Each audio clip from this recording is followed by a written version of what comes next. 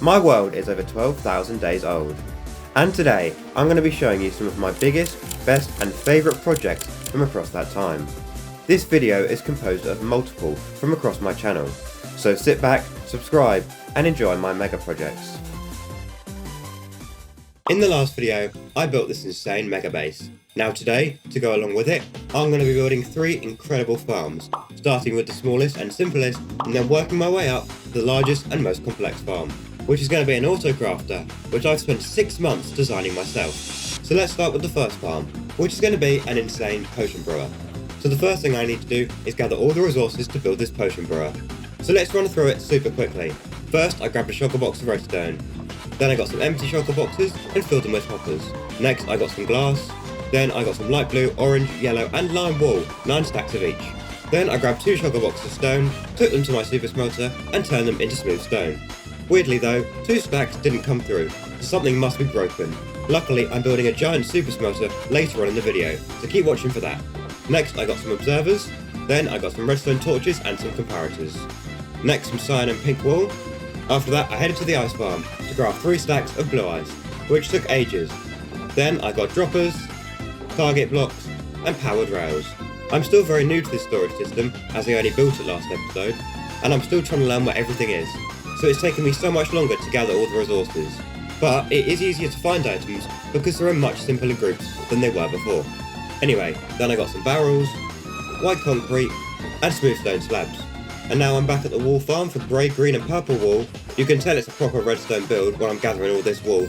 Next I got some composters and some activator rails. After that I used a stone cutter to make cut copper because you get more that way. Next I need to craft copper bulbs, so I got some oxidized copper, redstone dust and some blaze rods. I also got some extra blaze rods so that I can add blaze powder into the brewing stands later. I haven't used these much before, so I'm excited to see how they work. Then I got a few stacks of white wool. The next item I need is oxidized cut copper stairs, but I don't have nearly enough oxidized copper. So instead I'm going to use weathered copper to craft the stairs and then place them all out to oxidize. Next I got some sticky pistons, rails, oak signs, stone bricks and then some stone brick walls. Next I need to craft brewing stand, so I got blaze rods and stone. Then I remembered you need cobblestone, not stone, so now I crafted them properly. Then I got some note blocks, redstone lamps, red wool, honeycomb. Then I crafted some copper blocks and cut copper and waxed them both. Then some obsidian, sea lanterns, iron trapdoors, stone brick stairs, black stone buttons, smooth quartz stairs, soul sand and emerald blocks. Next I need to make some cakes, so I turned sugarcane into sugar. Then I got wheat, eggs and milk and crafted them all together to make loads of cakes. Then I got some pumpkins. Next I needed regular copper bulbs, but I was too lazy to craft them, so I just took them out of the item filter. Then I waxed all the bulbs to stop them from oxidizing. Next I got some dispensers and crafted some iron ingots into blocks. After that I got some glass panes, quartz slabs, I crafted some copper into slabs. Then I waxed the slabs, and once again I'm too lazy to craft crafters, so I just took them out of the item filter again. But later on for the final farm, I'm going to need to craft quite a lot of crafters.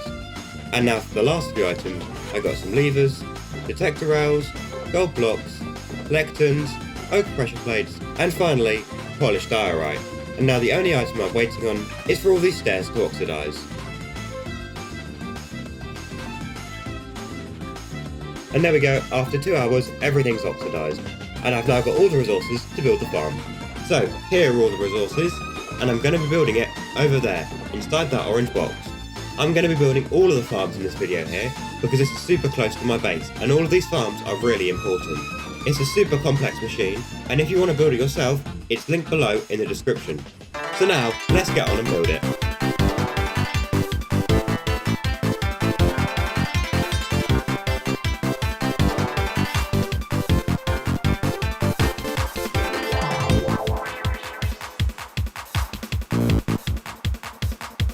And that is the farm done. It looks super cool, and remember, this is only the smallest farm of the video. It's super complicated inside and out, and I'll explain how it all works and what all the lights and buttons do in a little bit. But first I need to light the portal, then I need to grab warp stairs and sea lanterns, then I'm going to build a corresponding portal in the nether, and build a path linking up to it.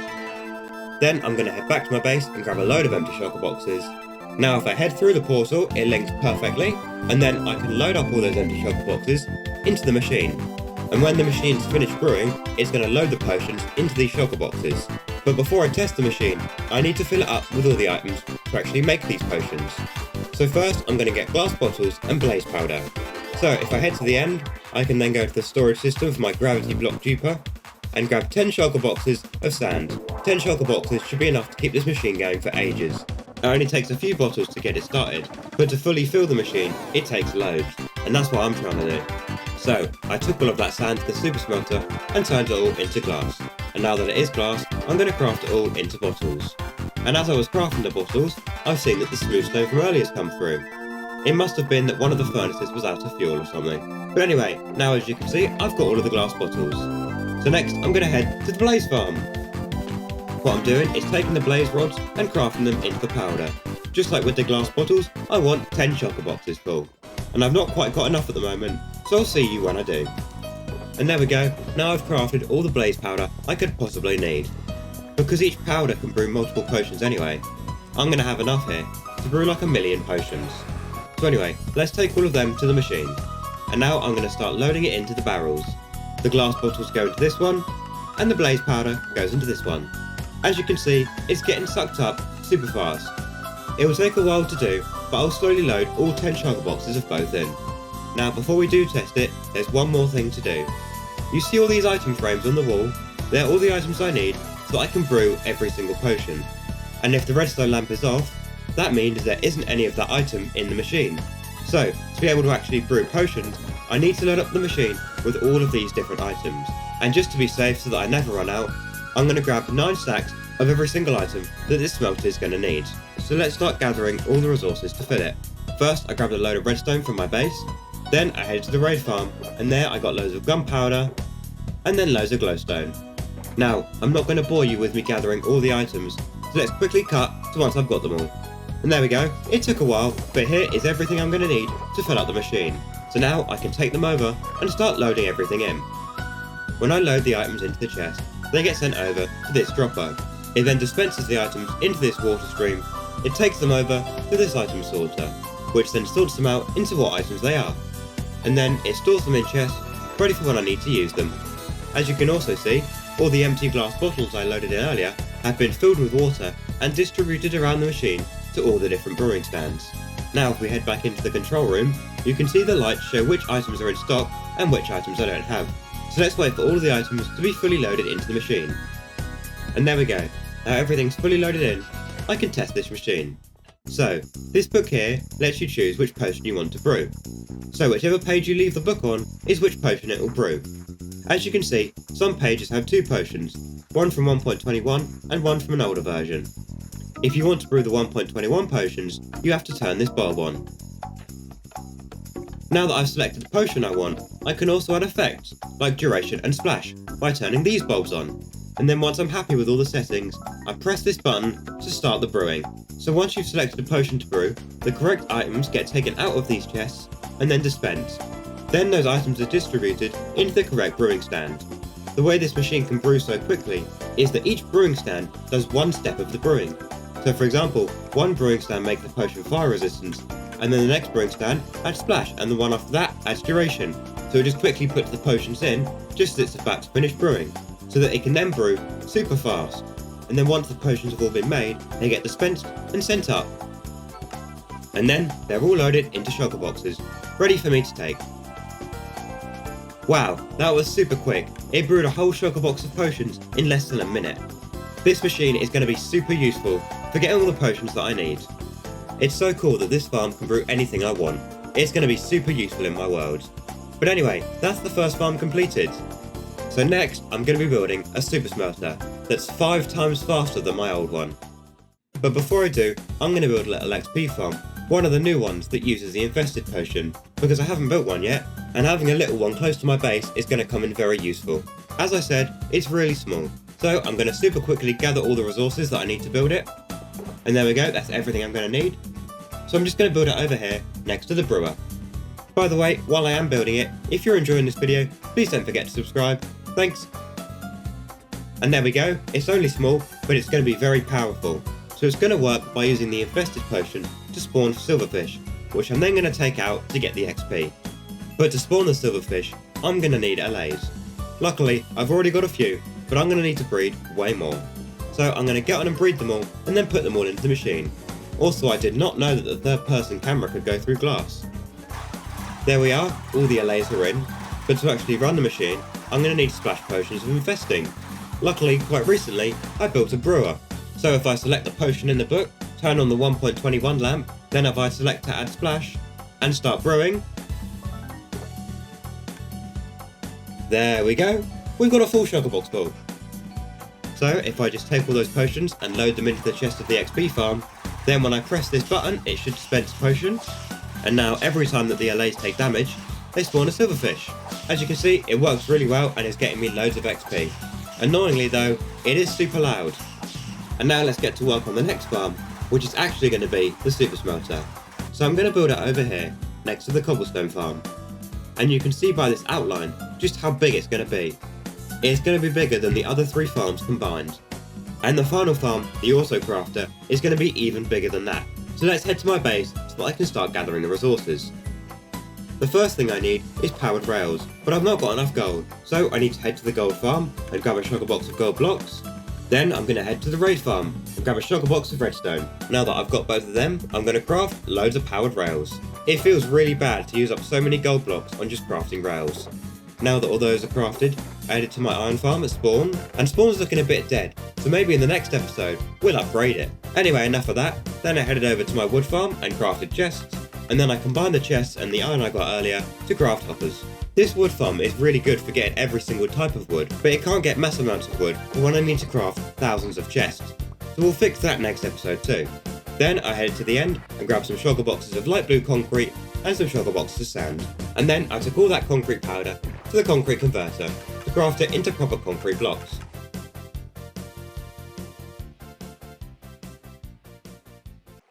And there we go, I've got all the concrete blocks. Now I'm going to take all the sand I got and smelt it into glass. Now that it's glass, I'm going to take it over to my flower farm. And now I'm going to use these flowers to craft light blue dye and dye the glass light blue. And there we go, all the glass has been dyed. Now that's done, I headed to the cobblestone farm to craft an entire sugar box of furnaces. That shows you just how fast this machine is going to be able to smelt, with just the sheer amount of furnaces I actually need to build it. Now they're all crafted, I headed over to the clay farm, and I grabbed a sugar box of clay blocks. A sugar box of blocks. Then I smelted all those clay blocks and turned them into terracotta. Now I'm back at the flower farm again to get more light blue dye, and as I'm sure you expected, I turned the terracotta into light blue terracotta. And now that all the terracotta's been dyed, I need to take it back to my super smelter and smelt it again to turn it into glazed terracotta. And now that I've got that, that's all the resources I'm going to need a lot of. So I'm just going to quickly gather all the other materials that I just need a few of, so that then we can get to work building it. There we go, now I've got all the items I'm going to need to build the super smelter. There's something so satisfying about having a sugar box full of items. I don't know what it is, but I really like it. And if you think this is a lot of items, for the auto crafter that I'm going to be building after this, I need 100,000 items. But anyway, before I can build that, I need to actually build this. So let's get working on it.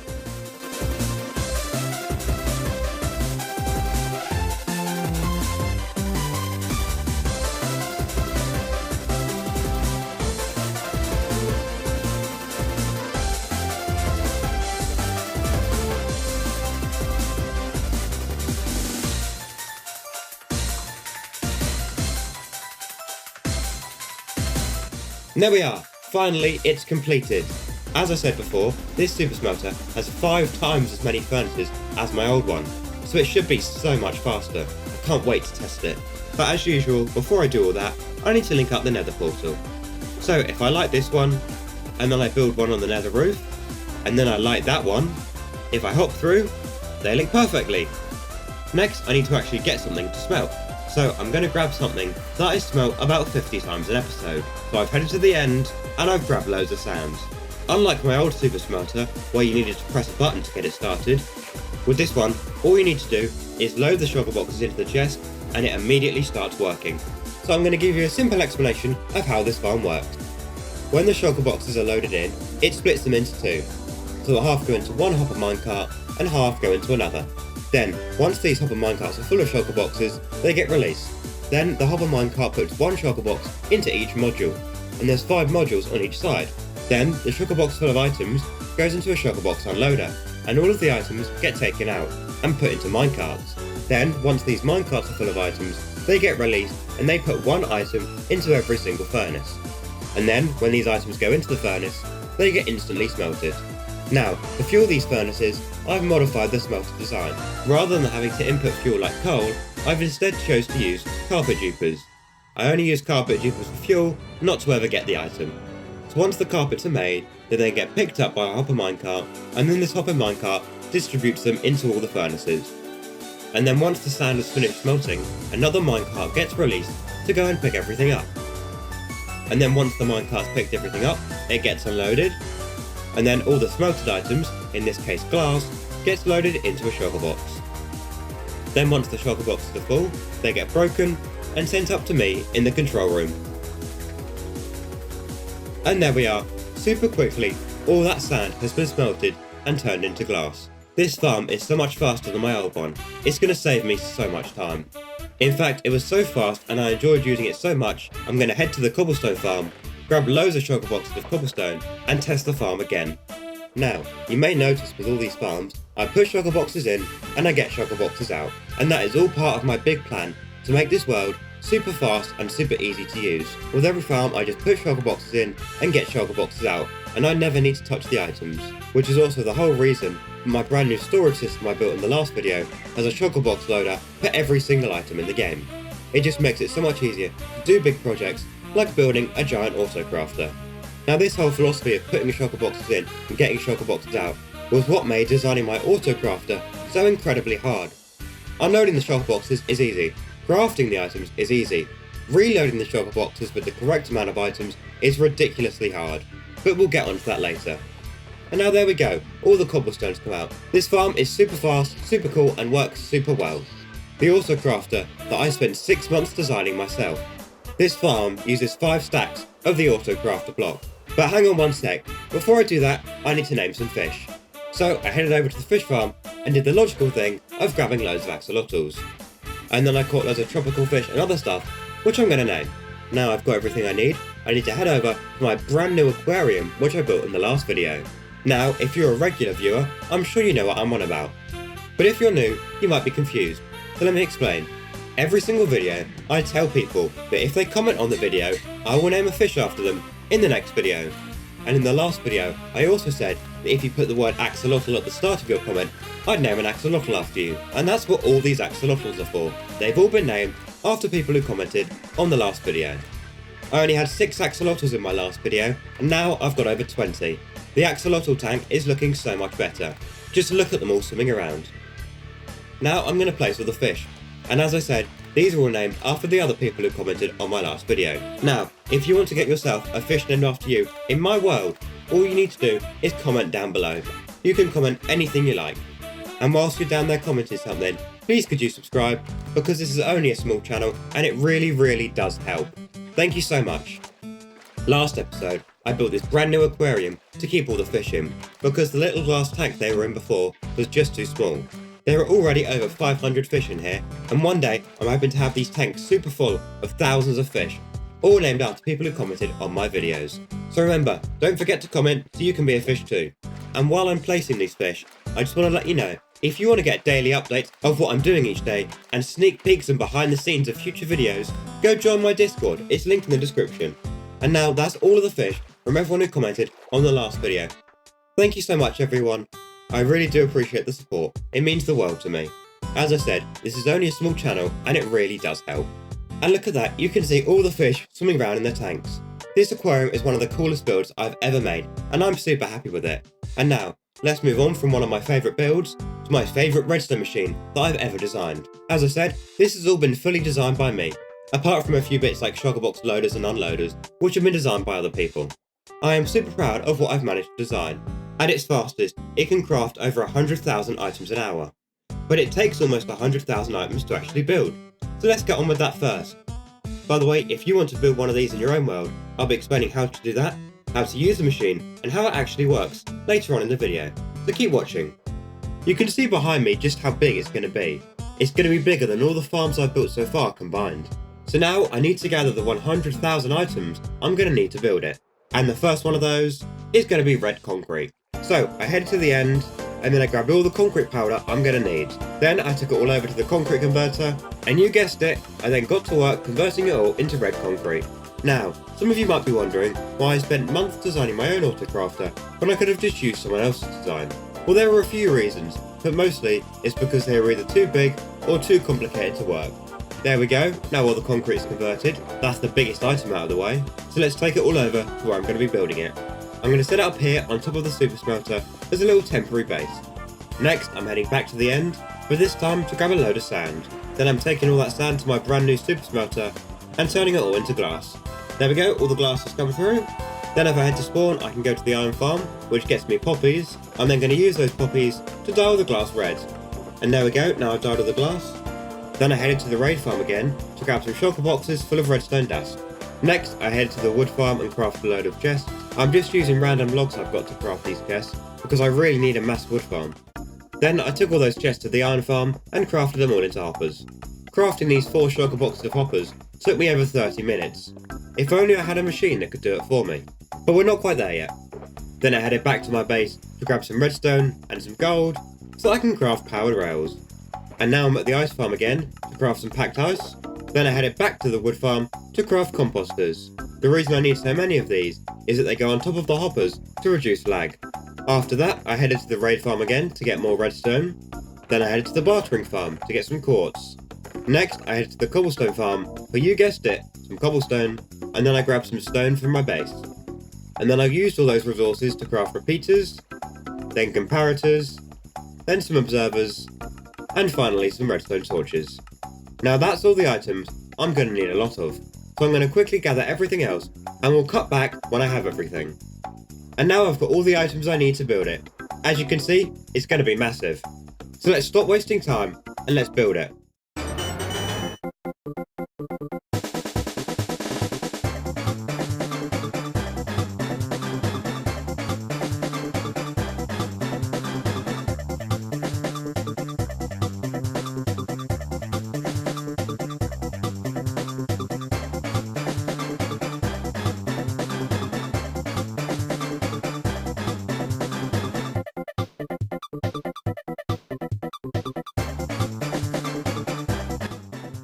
And finally, it's finished. I've had a lot of issues with building it, and not just with time lapses corrupting. Now I didn't know this, but if you rotate the schematic, everything breaks because of how rails connect. I learned that one the hard way. That's something I probably should have tested, but oh well. So, if you do build this in your world, never rotate the schematic, it will break everything. Now, speaking of, if you do want to download the schematic for the Autocrafter, it's on my Discord, which is linked in the description. Go check it out, it's such an awesome machine. Now, before we test it and I show you how it all works, we need to link up the nether portal. So, if I light this one, build one on the nether side, build the path, and then light the portal. Before I go through it though, I need to get items to actually test the farm with. So I've headed to the wood farm once again to craft a load of sticks, and then I went to the spider farm to grab a load of string. I wonder what I'm going to craft with these. So, we now head through the portal, it will take us into the control room. So, this is it. I'm going to explain how the control room works, one button at a time, starting clockwise at the back and working my way around. So this first chest is for overflow empty shulker boxes. If this light up here comes on, it means you need to empty the chest or the system will back up with shulker boxes. The next one along is the filler items chest. This is where all of the filler items are stored. The same with this one, if the light comes on, you need to empty the chest. But in reality though, you should never need to. So the maximum you're ever going to need is 9 shulker boxes of filler items. I've just filled this chest up to demonstrate. So really, you should never need to empty the chest anyway. I'll explain what these filler items do a little bit later on. But just to let you know, the system is set up to use raw cod as its filler item, because you can't craft anything with raw cod. And I wouldn't recommend trying to switch it for a different item, because there are so many hoppers and stuff that have it in, and if you miss just one, it could break everything. Moving on now, this is the empty shulker box input. So if the light is on, it means you need to put empty shulker boxes in. Once again, this is one of those lights that rarely comes on. It'll only really come on if you're doing a craft like, for example, slime blocks to slime balls, where 1 slime block equals 9 slime balls, so your crafting output is more than your input. But for most things, like dispensers, you put more items in than you actually get out. So therefore you're going to be putting more shulker boxes into the machine than you're going to be taking out with your crafted items. if that makes sense. Now the items in this chest are some of the most important in the farm. These are shulker boxes full of hopper minecarts. Once again, if the light comes on, fill the chest. Hopper minecart is what distributes items all around the farm, so they're super important.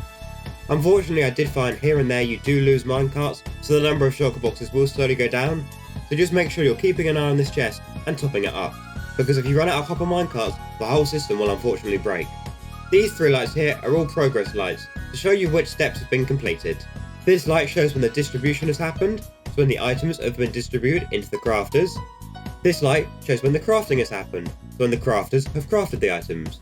And this light shows when the collection has happened, so when the shulker box loaders have filled up with items. These lights turn on once that's happened for the first time, and they'll only reset and turn off when you do your next craft. So when the system's not in use, these lights will just be on. These chests here are all for non-stackable item input, for items such as bows when you're crafting dispensers. For all of the item input, everything needs to be in a shulker box, so in this case the shulker box will need to be full of bows. Don't ever just put the items in by themselves, as it will break the machine. Now, if you are crafting with a non-stackable item, in the crafting slot that non-stackable item is meant to go, you put a filler item. So for example, when you're crafting dispensers, the bows go in slot number 5. So you'd put a filler item in slot number 5. But I'll explain a little bit more about that in a bit. Also, one more thing to note about non-stackables, always make sure you're inputting the same amount as you are for other items. So to craft 1 shulker box of dispensers, you need 64 full shulker boxes of bows. Now, moving on to the main controls, this note block lets you control whether the completed bell is on or off. The completed bell comes on once all the items have finished crafting. Even if you turn it off for one craft, when you do your next craft, it'll automatically turn itself back on. So this is just here so that you can stop the bell once it's finished crafting, because the bell can get quite annoying.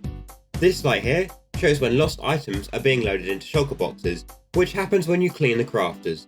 For example, if you put the wrong craft in or the machine messes up, you can press clean crafters and it empties all of the items out of the crafters and will load them into shulker boxes, and this light just lets you know that that's happening. This is the crafting output light, and it comes on when there's items in the crafting output chest, as you can see here. So, if all the items haven't come through into that chest and the crafting completed bell is on, wait a few minutes, and then if the items still haven't come through, press this button.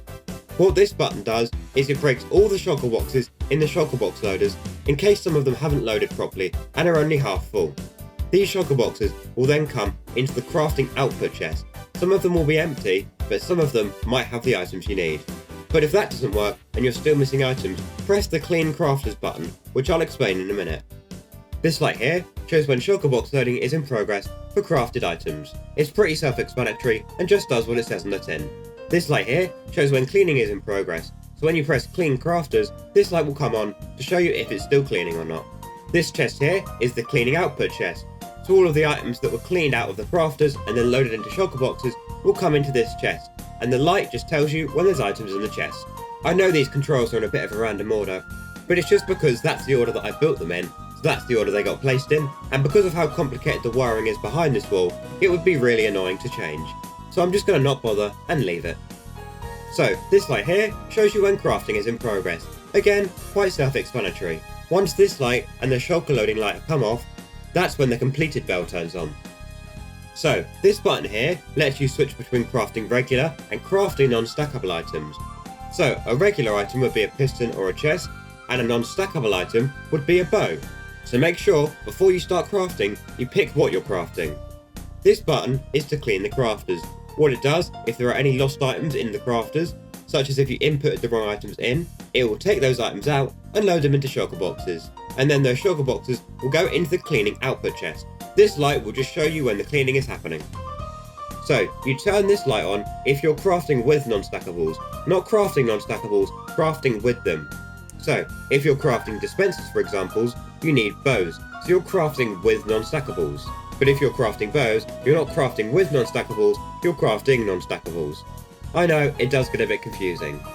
For crafting with non-stackables, remember to put those non-stackables in the non-stackable input that I showed earlier. And that's basically how you know when to turn this light on or not. If you're putting items in those chests, then turn it on. And remember to do that before you start crafting. By the way, this light will automatically turn off once the craft is finished. Next is kind of the main button. This is the button to start crafting. Now, when you press this, all the items in the chest will be sucked into the machine and start crafting. So, before you press start crafting, make sure you selected whether you're crafting non-stackables or regular items, and if you're crafting with non-stackables or not. Another thing, only do one craft at a time. So, before you start a second craft, make sure you've got all of the items out from the first craft before you do.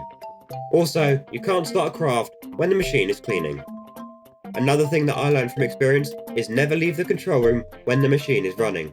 And it's not just if anything gets unloaded, everything will break, which it will, but also, if you leave the control room and accidentally bump into a minecart and send it moving in a different direction, it will bump every other minecart and it will cause absolute chaos. Trust me, I did it once and I never want to do it again. It is a real pain to clean up. Another rule is only put full shulker boxes into the input.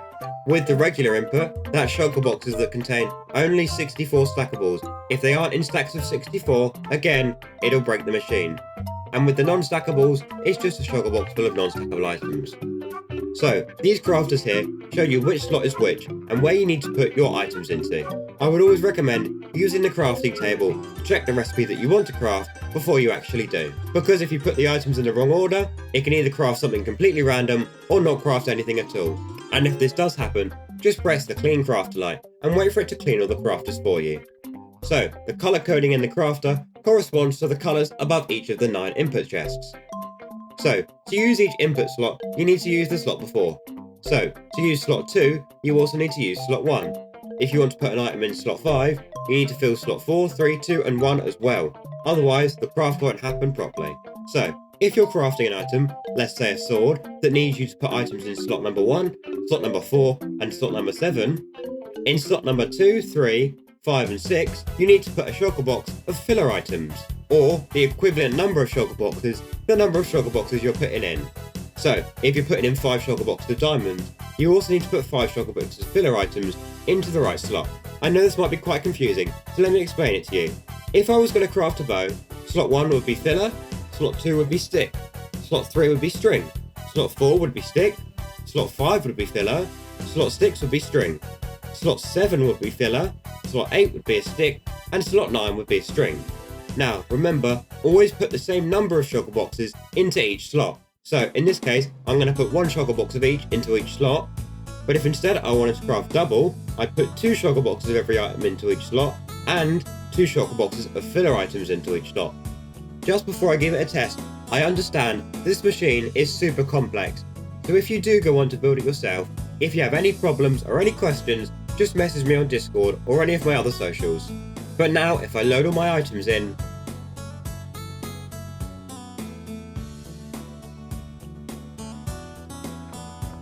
then I need to switch it to crafting non-stackables because I'm crafting bows, which are non-stackable. Next, I'm going to check all the other settings are correct, and then, with my fingers crossed, I can press start. I'm super excited, but also super nervous because this is months worth of work. So let's hope it does work. By the way, the redstone is super messy and inefficient, but it works, okay? I'm sure someone who is actually good at redstone could make this machine about 1/10 of the size, but I'm proud that I've managed to make it and it actually works. Well, at least I hope it does, so let's get on with testing it. So, I'm now going to try and give you a bit of a simplified explanation of how it works. So, when you press start, the shulker boxes go into shulker box unloaders, and then those items get loaded into minecarts. When the minecart is full of 5 stacks of items, it's let go. The minecarts then unload their items into the crafters, and because there's 5 stacks of crafters and 5 stacks of items in each hopper minecart, it puts 1 in every crafter. The first minecart puts its item into slot 1, the second minecart puts its item into slot 2, the third minecart puts its item into slot 3, and so on, until the crafter's full of all the items. So, once all those items are in the crafters, other minecarts are released to remove all the filler items from them, as you can see happening right here. Then, once all the filler items removed, if I've got the recipe correct, the crafters can craft the items. Then, the items are stacked up into a pile. Then, once all the items are stacked up, they get released and sent along this water stream, where they then go down and can get picked up by minecarts. Each of these minecarts that picks up the item picks up exactly a stack, because they've got items that block the other slots. Then up here, when a minecart that has a stack of items goes through, it gets separated and then sent down to the counter. This machine counts up 27 minecarts, each of which have a stack of items. which is the perfect number of items to fill a shulker box. Then once all 27 minecarts have gone in and been stacked up together, they get released. Then they go along the tracks until they find an unoccupied shulker box loader. Then, once it detects the minecarts, it starts unloading the items from the hopper minecarts and loads them into the shulker box. And then once the shulker box is full, it gets broken and sent up to the control room. I've massively simplified that explanation of how it works, but that is the fundamentals. And now, because you can hear that bell, it means they've all finished crafting. So let's turn it off, because as I said, it gets really annoying. And as you can see, I've now got 64 shulker boxes in total, all full of bows.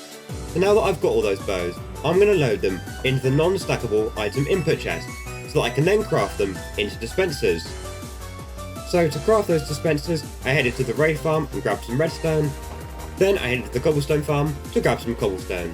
Next, in my inventory, I organised all the shulker boxes into what order I was going to be putting them into the machine. Then I grabbed a shulker box of filler items to put in place of where the bows are meant to be going in the crafting recipe. Then I've just double checked the order. So it goes cobblestone, cobblestone, cobblestone, cobblestone, cod as a filler item for the bows, cobblestone, cobblestone, redstone, cobblestone, which should mean if I put them in, they'll craft dispensers. So now if I put one shulker box into the corresponding slot, make sure the setting's right, so I need to turn it to crafting regular items, and then I need to change it to crafting with non-stackables. I'm going to double check all the bows are in, and fingers crossed, that should be everything. So let's hit start crafting. So the bows get unloaded out of the shulker boxes and go into this dropper. Then the dropper dispenses exactly 64 bows at a time. Those bows then get released and sent into the crafters. One goes into each crafter. These bows only go in after all the other items have gone in and then the fillet is removed. So these bows go in last so that they go in the right slot. As you can see here. Then, once all the items are in, the dispensers are crafted. And the bell's on, so you know what that means? We got one shulker box full of dispensers. I'm super happy that this machine actually worked, and I can't believe I made it all by myself. Remember, you can download the schematic to build it yourself on my Discord, or if you want, just have a mess around and see how it works. Also on my Discord, I do daily updates and behind the scenes on future videos, so go join the Discord and check it out. I have survived over 10,000 days in my world, but spawn looks awful, and I need a faster wood farm. So today, I'm going to be completely transforming my spawn by building a statue, a nether portal, and a new base to store a super rare item. I'm also going to be building 2 super fast tree farms, and then I'm going to end by building a super cool new storage room, because currently, the storage for all the farms I have at spawn is super messy and overflowing. First, I need to find the spawn point, which is the centre of my world. The easiest way to do this is to just head to the end, and then throw a load of random items through the portal. Now if I head through as well, I can find where the items are. And here we are, the block that these items have landed on is the spawn point for my world. So I'm going to mark it with an ender chest. The reason I'm doing this is that it's going to be the centre of one of my builds. So let's start with that one. The first thing that I need to do is clear a load of space for it, because it's going to be pretty big. You may notice loads of chickens at spawn, and that's because I keep throwing all their eggs. But anyway, let's get on and clear all the space that I'm going to need.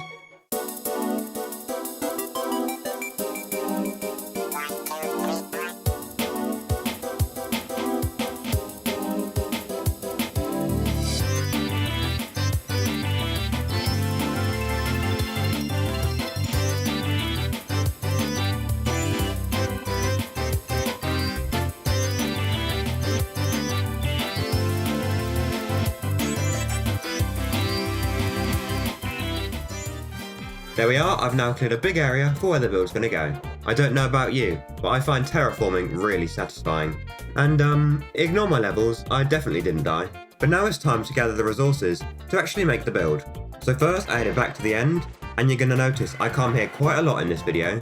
Then I grabbed some sand, and then I took it all to my brand new super smelter which I built in the last video. So now if I put the sand in, you can see it's all getting smelted into glass. And there we go, all the glass has come through. The next thing I need is a shulker box of prismarine. Luckily, I've already got some, so I just grabbed that.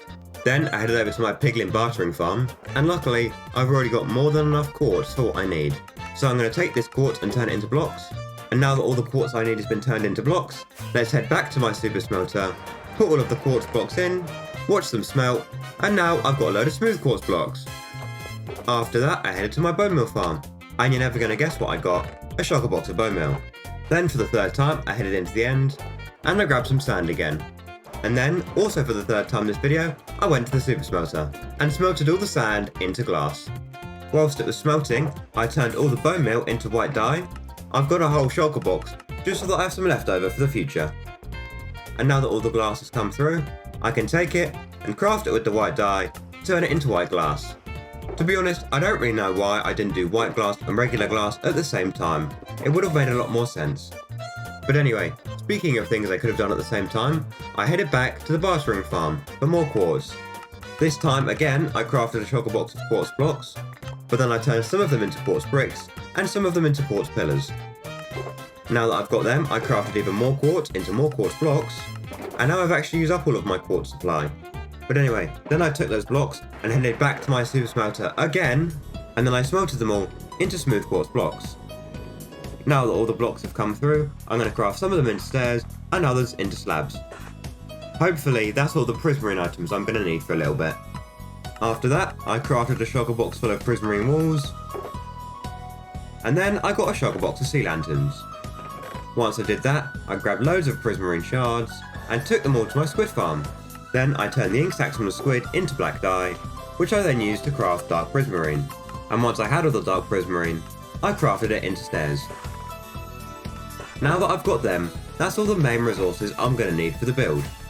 So, I'm just going to quickly gather all the other little bits I'm going to need, and then we'll cut back once I've got them all.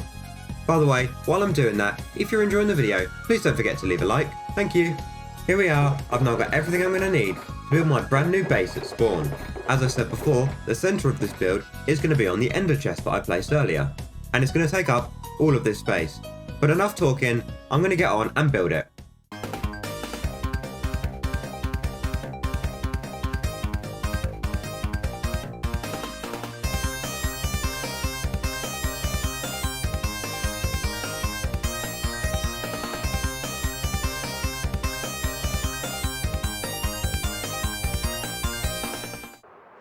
And look at that, it's done. I think it looks really cool. I'm really happy with it because I designed it all myself. As you can see on all four sides, it's got a H for Henry in gold blocks. Don't worry by the way, this here, which is the storage for the sugarcane farm, is going to get removed a little bit later on, when I build a new storage room at spawn. So if we now head into the base, as you can see, it's got big open arches so that I can easily fly in. And around all of the arches, there's crafting tables and ender chests, so that I can access them whenever I need. Then, one of my favourite features of the build, hanging from the ceiling, is this chandelier, which I designed myself, out of end rods, and I think it looks really cool actually. So, this base has quite an open design, so that it's easy for me to fly through it. So to achieve this, and have it still look nice, what I've done, I've put all of the workbenches in the floor. As you can see here, I've got a bed, and then I've got all the workstations I could possibly need. Here are some brewing stands, then there's furnaces, and over here there's some chests. There's also an enchanting setup, and an infinite water source. This space is going to be really useful to help me build all the other things I'm going to be adding to spawn. Now, under here, I'm going to have a map floor of all around spawn. But I haven't filled it in and placed all the maps yet, because there's so much more I'm going to be changing and adding to spawn. So there's no point creating a giant map of spawn yet, if I'm just going to have to update it. So I'm going to be creating the map floor at the very end, so keep watching. And there's just one more thing to finish in this base, and that is that the centre pillar is empty. Now this pillar is built exactly on the spawn block of my world that I found earlier. So I think really there's only one thing that should actually go here. And there we go, on the pillar it's going to be a diamond block, and sitting on top is going to be the dragon egg. I think this is a perfect spot to put it. And once the map floor's done, it's going to look even cooler. I just have to remember, don't click on the egg. But anyway, that is the first build now completed. Only 6 more to go. But don't worry, this next one's going to be a super quick one. And then after that, I'm going to be building a super powerful tree farm. So, now I need to gather the resources for the build. So, go ahead to my base and grab an empty shulker box. And as you can see, it's now full. And it's got all the resources I'm going to need for the next build, which is going to be a brand new and much cooler portal for spawn. So, I'm going to break the old one because we're not going to need that anymore. Now, the portal's going to be going over here, just to the side of the base that I've just built. So let's build it.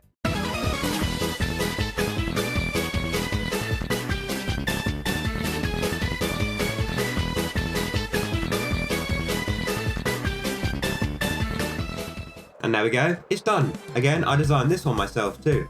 And it's meant to be like a nether version of the base I've just built. So instead of using prismarine, I've used blackstone. But of course, it's still got to have the gold H on it, so we know whose it is. Now there's one thing I'm kind of worried about. I'm not sure if this new portal is going to link to the old portal in the nether. I really hope it does though, because otherwise it'll just be annoying to have to move it. So let me grab a flint and steel and light the portal. And wow, look at that. It looks super cool lit up. The black and the purple work so well together. It's a very simple little build, but I really like it. As I said by the way, I'm going to remove all the storages of the farms around spawn later when I build a cool new storage room that all these farms are going to link up to. But let's head through with my fingers crossed that it links. And it links perfectly. There we go, that saves me a job. And if we head back through to the overworld as well, it also links perfectly. So next, as I told you in the intro, I'm going to be building 2 new tree farms. This is the slower tree farm, but in my opinion it's the cooler one, and we'll build the other one a little bit later on. So let's start by gathering the resources to actually build it. First of course, I'm heading to the end, through my Millennium Falcon entrance. Someone recently told me to put powdered snow covered with carpet rather than water at the bottom of the chute, which I've now done, and I think it looks so much better. So thank you to whoever commented that. By the way, if you want to see the video where I built this end entrance, along with all the other old videos in this series, there's a playlist linked in the description. Go check it out. Anyway, as I was saying, I headed to the end, and then of course I grabbed loads of sand. And when I hopped through the end portal, I came out at my new base at spawn, which was a fun little surprise. But anyway, I then took all the sand to my super smelter to smelt it into glass. Also, I'm still super proud of the autocraft that I managed to design and build in the last episode. That video is also in the playlist linked in the description if you want to check it out. And now all that sand's become glass, I'm going to use the spare white dye from earlier to turn it into white glass. And there we go, that's all the glass sorted. Next, I'm in the end again for white concrete powder this time. Then I took all that over to my concrete converter and turned it into regular concrete.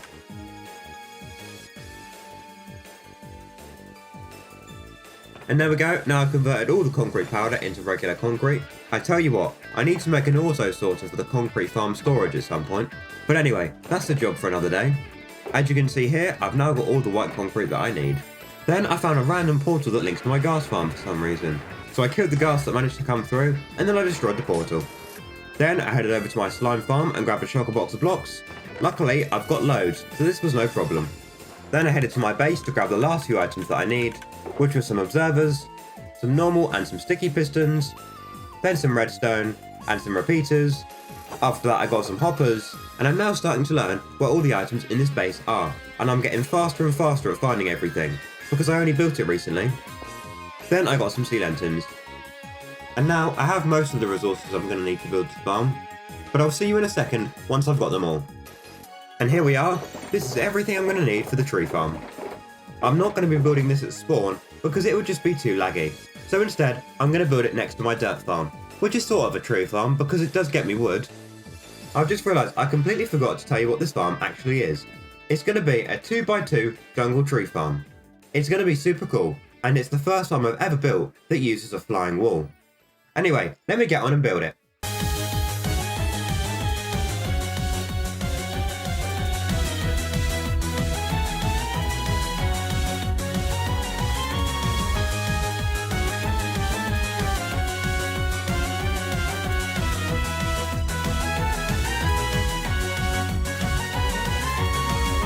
There it is, and it looks super cool. It's actually quite an old farm, but it's the best design I could find. It's made by Il Mango, and it's linked in the description if you want to build it yourself. Although, as it is a bit of an older design, there were a few issues with it, so I had to modify it so that it works properly. And if you want my modified design, you can find it on my Discord, along with the schematics for all the other builds in this video. It's linked in the description. I recommend checking them out so you can build them in your world. So, the main feature of this farm is its flying wall to collect up the trees. The reason it needs this is because unlike other 2x2 trees like spruce trees, it has branches that stick out. So let me test it and show you how it works. First thing you do, you flick this lever to turn the farm on. Then you need to get in the minecart and aim at the correct angle. Once you're doing that, the minecart will set off and you can start placing saplings on the dirt. Then once you've placed all the saplings and the minecart gets back, the saplings get bone milled and turn into 2x2 jungle trees. Once all the trees have grown, the wall sets off and it pushes the trees all the way across the farm to the end where the TNT blast chamber is. Because there are so many pistons involved, it can get quite laggy, but seeing it flying is super cool. Then once the flying walls delivered all the logs to the TNT blast chamber, it heads back, and then the TNT blows up all the logs.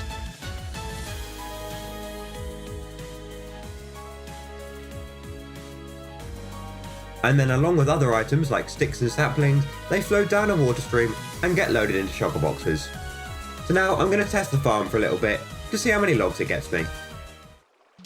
Here we are. I've been testing the farm for a little over an hour and it's been working really well. And this is everything I got. It's not loads, but it's pretty good. This farm design is really cool, but it's also super weird because jungle trees only drop half the amount of saplings that other trees do, which means you need to break all of the leaves to actually get enough saplings back to be able to grow the jungle trees again. Now, although it is pretty fast, because it's got me quite a few shulker boxes of logs in just over an hour, my regular 1x1 jungle tree farm is actually faster than this one. Now you may wonder why I've actually built this farm. Firstly, it's pretty cool, and secondly, in this world I built a farm for every single tree apart from two types, the 2x2 jungle tree and the 2x2 spruce tree. And now, obviously, I built one for the 2x2 jungle tree, so later on in the video, I'm going to be building one for the spruce tree. Now, unlike the jungle tree farm, which is just a bit of a gimmick, the 2x2 spruce tree farm is actually going to be the fastest wood farm in my world, getting me over a shulker box of logs every single minute, which is going to be super useful in some of the big projects I have coming up. Anyway, for the next build, I need to head back to spawn. Just behind the base I built at the beginning of the video, I'm going to be building an underground room to store loads of essential items like spare gear, foods and rockets. And it's going to be built underground right here. Luckily, I already dug out a hole for it earlier. Take a look at this.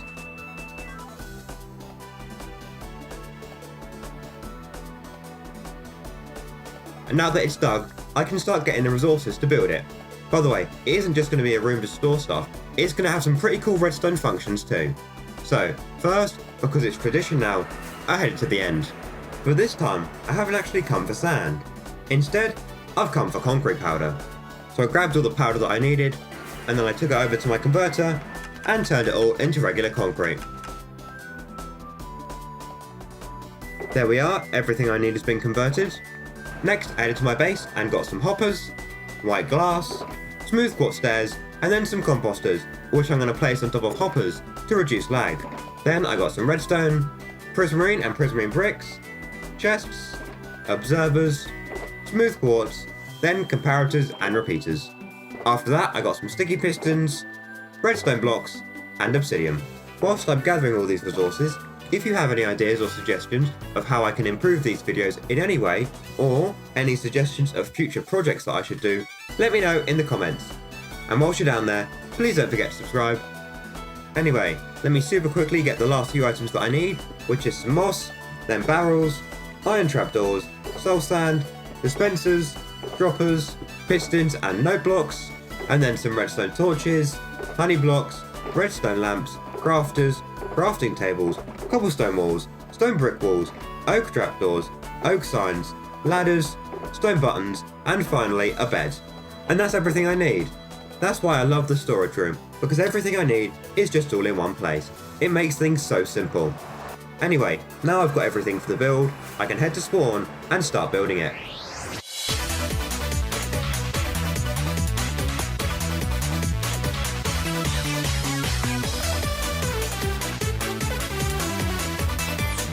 And there we go, now it's finished. It doesn't look as good as the storage room that I'm going to be building later, but this room is more here to be useful than to look good. So let me take you through it all and show you around what everything does. Firstly, on the walls either side of the staircase here, there's barrels for important resources in case I die. There's things like wood and iron and crafting tables, so that I've got blocks and I can craft anything I need. This is in case I die and end up back at spawn with none of my stuff. The other barrels here are for spare armour, tools and elytras. Luckily, I recently went end raiding and got loads of spare gear, which I can now put into all the barrels. So as I said, in case I die and come back to spawn without any of my regular gear, I can grab some spare armour and blocks to help me get back to where I died. The next section of this build is for food, rockets and for totems. Now these are here also in case I die, But not just for that, with all 3 of these items, I have shulker boxes full of them in my ender chest. Now quite often these shulker boxes run out, so what I'm going to have here is a store of food, rockets and totems, so that when those shulker boxes in my ender chest run out, such as when I've used up all my rockets, I can just come here, drop off the empty shulker box and take a brand new full shulker box, without having to waste loads of time crafting new ones. I'll grab the items to fill this section up in a little bit, but first, let's look at this. This is an XP farm, the same design in fact that I built in the last video. And what it does is spawn silverfish from malaise taking damage using infested potions. But obviously, as you can see, I don't actually have any of those potions. So let's head to the brewer, which I also built last video. If I go in the book and select the potion I want, and because it's a new 1.21 potion, I have to press the bowl. Then if I add splash, and I can start brewing, now all the potions have come through and I've got a shulker box full. Then I'm going to take them all over to the XP farm. But before I test the XP farm, I've also added an extra portal into this room, to make it easier to access from the nether. So as I said, when I'm running low on firework rockets, I can just quickly fly into this room and grab them, and this portal just makes it so much easier to do that. So if I light it, and I head through, it links perfectly. Anyway, back to the task at hand, I'm going to put all those potions into the XP farm. Now if I press this button, one of those potions will be dispensed into the allays, and I can start hitting the armor stand, which takes out the silverfish. As you can see, this is getting me loads of XP. This farm will run for about 3 minutes before the effect wears off. And there we go, look at all the levels it got me. Now back to the food, rockets and totems. As you can see, the empty shulker boxes in these chests are the exact same as the ones I have in my ender chest. I've colour coordinated them to what's actually inside them, so that when they're in my ender chest, they're super easy to find. Which is the reason I want them in the coloured shulker boxes, rather than just being in the plain coloured shulker boxes. So what this machine will actually do, when I load up shulker boxes of pork chops, it will unload them for the regular coloured shulker boxes and load them in to the brown food shulker boxes that I've loaded in, which I can then take and swap for the ones in my ender chest. Now with the food and the totems, all it does is load them from regular shulker boxes into my special ones. But with rockets, rather than putting rockets in and getting rockets out, I can instead put shulker boxes of sugarcane in and shulker boxes of gunpowder in. The sugarcane gets crafted into paper, and then the paper gets crafted with the gunpowder to create rockets, which then get loaded into the red shulker boxes. So now let's go grab everything I need. First I headed to the hoglin farm and grabbed loads of shulker boxes of cooked pork chops. Then I loaded them into the machine. Next I headed to the gas farm and grabbed loads of gunpowder. Then I went to the sugarcane farm and grabbed loads of sugarcane. This is one of the farms that spawn, so the storage for this is going to be changed very soon. And lastly, I grabbed loads of totems.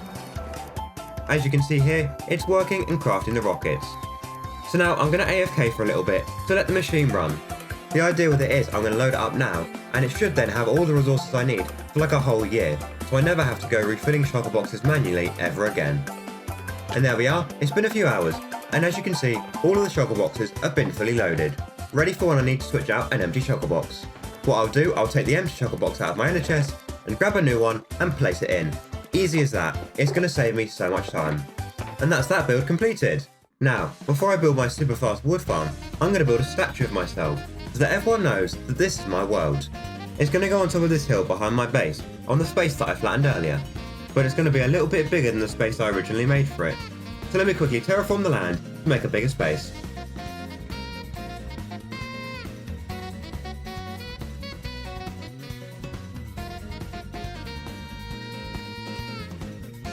There we go, that should be more than enough space to build it. Now, as I'm sure you'd expect, the next step is to get all the resources to actually build it. So I headed to my base to start gathering all the resources. First I got a shulker box of stone, then I got some brown terracotta, grey concrete, then I headed to the wool farm for some white wool and some black wool. After that I headed to the end and got some yellow, white and brown concrete powder, then I converted it all into regular concrete.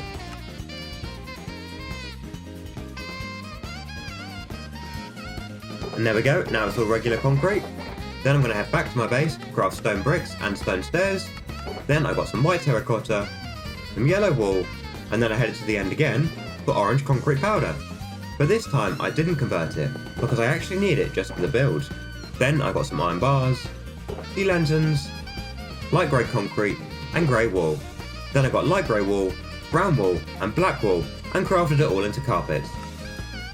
And there we go, simple as that, I've now got everything to build the statue. So let's head to spawn, and here are all the resources I gathered, so let's get on and build it!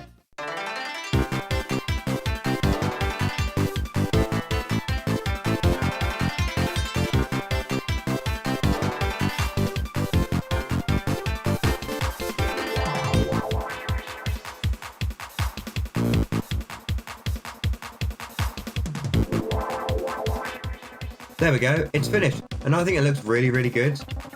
It looks just like my skin, and I think I did a really good job designing it. I'm really proud of it. And now everyone's going to know that it's my world. And it doesn't just look like me on the front, it's identical on the back too. By the way, it is actually hollow inside, so if you have any ideas of what I could build in it, let me know. Next, it's time to build one of Minecraft's fastest tree farms. It's going to be one of the most useful farms in my world, as it's going to allow me to get loads of wood super fast. So as usual, let's start by getting the resources. So I headed to my base and I grabbed a shulker box of obsidian, some white concrete, slime blocks, observers, sticky pistons, black concrete. Then I went to my azure bluette flower farm to get loads of the flowers, which I then crafted into a full shulker box of grey dye. As I've said before, I'm getting a full shulker box just so that I have spare for later. Then I headed to my clay farm, but I didn't need to AFK because I've luckily already got a shulker box of clay blocks. Then I took it to my smelter and turned it all into terracotta. Then I combined that terracotta with the light grey dye to turn it into light grey terracotta, and then I smelted the light grey terracotta once again to turn it into light grey glazed terracotta. And there we go, I've got a full shulker box of the stuff.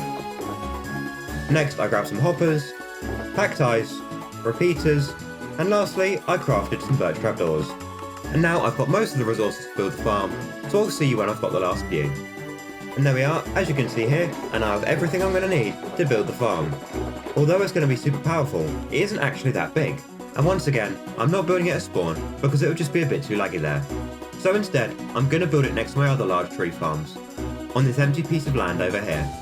I'm super excited to build this one, and I can't wait to see how fast it is. So let's get on and build it.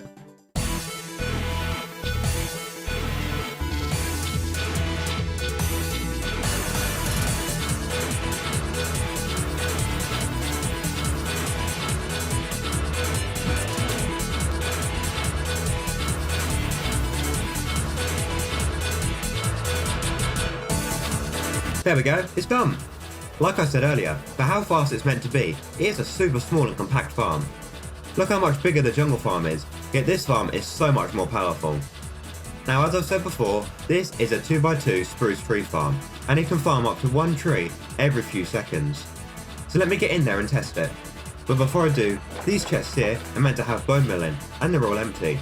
So I'm going to quickly head to my bone meal farm and grab a load of shulker boxes full of it, and then bring them straight back and put them in the chest. And yes, this farm's so powerful, you put in shulker boxes full of bone meal. But anyway, if I head into the farm and grab the saplings out the barrel, then I turn it on. What I do, I get in the minecart, and I simply aim at the podzol and place saplings. And that's all I need to do. So let me explain to you how it works. So, as you saw, I sit in the minecart and get moved side to side so that I place saplings on all 4 blocks. Then those saplings get bone meal and turn into a giant spruce tree. Then the tree gets pushed out of the growing area and all of the leaves are broken so that I get the saplings to grow new trees. Then a little bit further along, the logs are all split up into 10 separate groups and sent to one of 5 different blast chambers. Then inside these blast chambers, the TNT blows up the logs and they drop. As I said, there are 5 different blast chambers and each of them are at a different height, so they each handle different parts of the tree. Then once all the logs have been broken, they're all funneled into a water stream and taken to shulker box loaders. Then these shulker box loaders load the logs into shulker boxes and put them into these chests. As you can see, this is a very simple but very effective farm. I've been AFK now for about 10 minutes, so let's see how many logs I got. Wow, look at that, that's over a shulker box of logs every single minute. This farm is going to be super useful. Especially because for the giant storage system I'm going to be building at spawn in a little bit, I'm going to need loads of spruce. But just before I do that, I need to head to my tropical fish farm. And whilst I'm here, I'm going to catch loads of different fish and grab some axolotls. Then I'm going to take them all to my aquarium. Then I'm going to put them all in an anvil and start naming them. And now that all the fish and axolotls have been named, I'm going to start adding them into the tanks. Now, you may be wondering who they've been named after. Well, every video, I tell people that if they comment on the video, in the next video, I'll name a fish after them. So, all the fish and axolotls that I'm placing right now are named after people who commented on my last video. So, if you want to get a fish named after you in my next video, all that you need to do is comment on this video, and you can comment absolutely anything you like. And once you've done that, I'll name one and put it in my fish tank in the next episode. And whilst you're down there leaving a comment, please don't forget to subscribe, because this channel is still super small and it really helps. Thank you so much, it is really appreciated. By the way, if you want to get daily updates about what I'm up to and sneak peeks and behind the scenes on future videos, make sure you join the Discord, because people over there already know what my next video is going to be. I must have around 750 fish and axolotls in the aquarium by now, which means we're now getting really close to 1,000, which is crazy to think about 1,000 people commenting on my videos, so I just want to say thank you all so much for all the support. Anyway, there we go, they're all in now, and both the axolotl and the fish tanks are starting to look really cool, because now, as I said, they're starting to get quite full. But anyway, let's get on with the final build, which is going to be the giant storage room for all my farms at spawn. So if we head to spawn, as you can see all around spawn I've got loads of different farms, and each of them have a different storage. Most of them are pretty messy, and some of them are even overflowing. So what I'm going to do, I'm going to build a new underground storage room that all these farms are going to link up to, so that everything's stored in one place and doesn't overflow. The reason it's going underground is because it's so big it won't fit anywhere else in spawn. So let's start by digging a big hole right here for it to go in.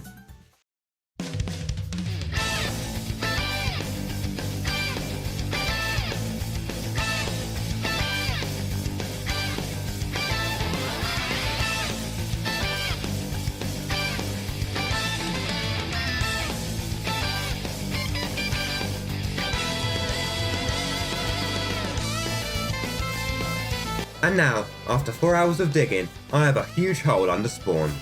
And in here is where the storage room is going to go. By the way, while I've been doing all the terraforming and digging all the holes around spawn, look at all the ore I got from doing that. I've got over a double chest full.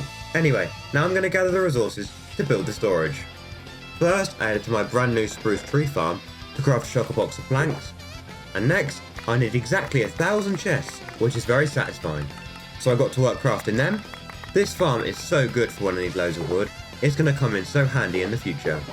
Next I headed back to spawn because I need bamboo blocks, and then I crafted some of those blocks into bamboo planks. Now I've got them, I headed to my base and I got some hoppers, then I got some oak leaves, and I'm actually surprised at how many oak leaves I have. I didn't think I'd have any. Then I headed to my stripped log farm and grabbed loads of stripped spruce logs. Then I headed back to my base to get quartz bricks, smooth quartz slabs. Then I got some smooth quartz, popped it in the stone cutter and turned it into smooth quartz stairs. Next I grabbed some glowberries and some bone meal, and then I used an autoclicker on the glowberries to get loads more. And there we go, now I've got the majority of the resources. I'll see you once I've got them all. And here we are, I've now got all the resources for the final build. I can't wait to get working on this one, it might be my favourite build of the video. So let's build it!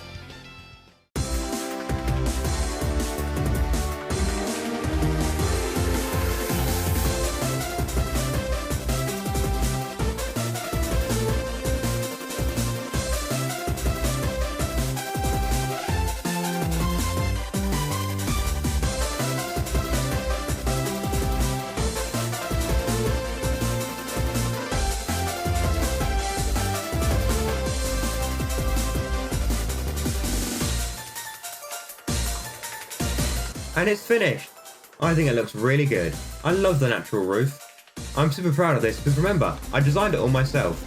And as I said earlier, if you want to download the schematics for any of these builds, they're all on my Discord, which is linked in the description. As you can see, there are loads and loads of chests here, so none of the farm should overflow anymore. This storage room has space for up to 20 items. At the moment, I've only got 11, but I have plans for new farms I might be building at spawn very soon, so keep an eye out. Also, down the end, I've added a portal, just to make it easy to access. As I showed earlier, all of the storages for my farms are overflowing and messy, so now I'm going to get to work tearing them all down and connecting up all the farms to my new storage room. So I'm going to need a few resources to do that, so I grabbed some glass, some hoppers, some composters, some packed ice, preparators for peaches and redstone torches. And now I've got everything, so let's link the farms to the storage.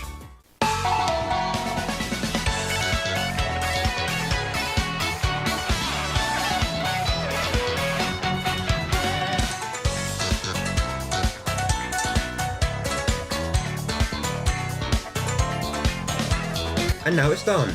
Spawn looks so much cleaner now, I love it. You can actually fully see my base now. So, the iron farm goes into a pipe that leads underground, the kelp farm has hoppers that lead into the ground, and all of the other farms are hidden and you can't even see anything. It looks so much nicer than it used to, having random storages everywhere. And it's also so much more convenient, because whenever I need anything from one of the farms at spawn, I just hop through the portal and grab it. And as you can see in the chest, all of the items are coming through nicely. Some items I've got absolutely loads of. Like I've got 20 double chests full of sugar boxes full of kelp, which I'm never going to need. But the whole point of Minecraft is getting loads and loads of resources for no reason, so I'm going to keep playing. And now with that done, you may think this video's finished, but there's still one thing to do. And that is the map floor in my base. So first I need to get a load of maps, so if I grab a sugar box of sugarcane, I can craft that into paper, then I can craft a load of compasses, and use them to craft maps. Now I've got all those maps, I'm going to create the first map here at the very centre, and then I'm going to fly north and do 6 more maps. There we go, now I can put them in, and that's the first line done. Oh, hang on, some of the maps aren't fully filled in. Let me go and do that quickly. There we go, fixed it, and now the first line's fully done. Just imagine what the whole floor will look like when it's done. It's going to be so cool. But there is one more problem. As you can see, the haze 2 beacons that I've placed to help me build everything at spawn, you can see them on the map, and I don't want them here anymore, so I'm going to get rid of all of the beacons that I've built around spawn. And now I can update the map, and they're gone. But anyway, I'm not going to show you me getting every single map, so let's cut once the floor's done. And there we are, now the floor is finished. It looks super cool, and I think it's so fitting having the dragon egg sat on top of a map of my world. If you look closely on the map, you can see some of the builds that I've done in the local area. You can see all the farms at spawn, and over here you've got my wood farms, and over here you've got my beacon pyramid. But anyway, with that done, that is now spawn fully complete. Today, I'm going to build a super powerful music disc farm that gets over 10,000 discs every single hour. It's going to involve an iron farm, 15 assassin skeletons, 2 super cool music disc sorters, and this, a giant farm to spawn all the creepers I'm going to need. This is going to be one of the coolest farms in my world, so let's get on and start the project. So, I've chosen to build the farm here, on this big lake, or I suppose it could be a little sea. It's going to go here so that I can build the farm as low as possible without any mob spawning outside of the farm. But as you can see, there's a few of these little islands in the middle, and with them here, mobs are going to spawn on them and not as much on my farm. So, the first step is to remove all of them. And because they're pretty small, that was really quick and easy. And now in the middle of this lake, there's nowhere for mobs to spawn. So when I build the farm, they'll all spawn there. So, there's 2 parts to this farm. There's an overworld side, which spawns all the creepers, and there's a nether side, which does everything else. I'm going to start by building the nether side. Otherwise I'd have loads of creepers coming through the portal before I've even built the storage. And because they're creepers, they wouldn't just be annoying, they'd blow everything up. I'm going to split the nether side of the farm up into 3 separate parts. There's the storage, there's the sorters, and there's the killing chamber, which is going to involve killing the creepers with skeletons. More on that later. So, I'm going to start with the storage, because it's at the bottom. And it's going to go right here, in the corresponding place to where I'm building the creeper farm in the overworld. So now I need to start and gather all the resources I'm going to need to build it. So I'm going to head to my base. First I got loads of hoppers, then I got chests, next I needed deep slate tiles, but I didn't have enough, so I got some regular deep slate, and then I crafted that into polished deep slate, then deep slate bricks, and then into deep slate tiles. Then I took half of those tiles and crafted them into stairs. After that I got some composters, observers, redstone blocks and redstone dust. Then I got some prismarine and crafted it into slabs. And next, some light blue concrete and some blackstone, which I crafted into polished blackstone and then into blackstone buttons. And after that, I got some droppers and dispensers, then some sticky pistons, comparators, crafting tables, ender chests, light blue glass. Next I got 1 diamond and 2 logs, and I crafted them into a jukebox. Now I've got all the resources that I'm going to need to build the storage for the farm. This base, by the way, is super good. It allowed me to get all of those resources in less than 10 minutes. The video where I built it is linked in the description if you haven't seen it.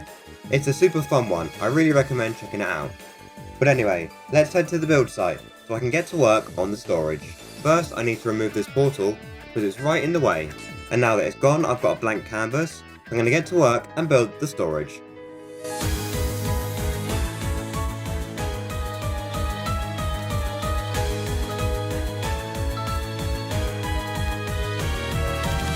And there we are, it's finished!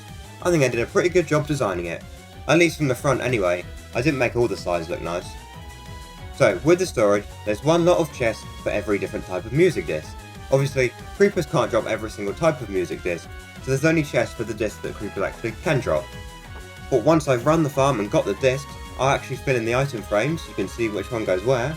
Keep watching to see how I'm actually going to sort the discs into the different chests, it's quite exciting.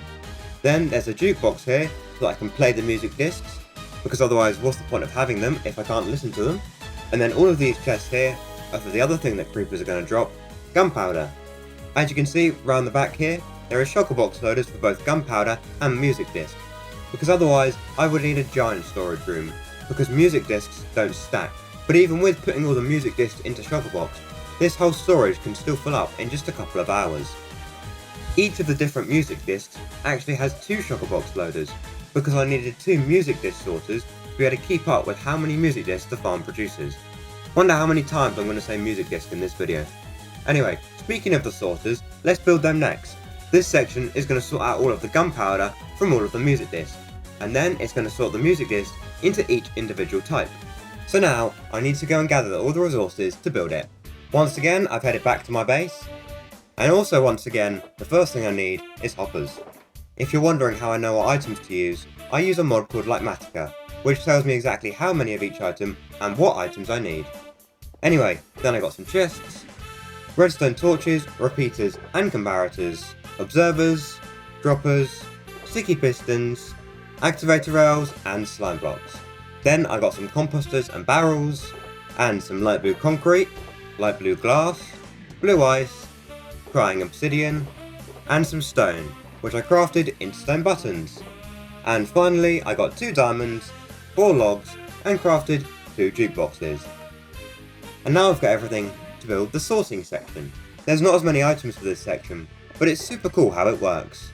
So let's head to where we're going to build it, and this section is going to go on top of the storage. So let's get to work building it.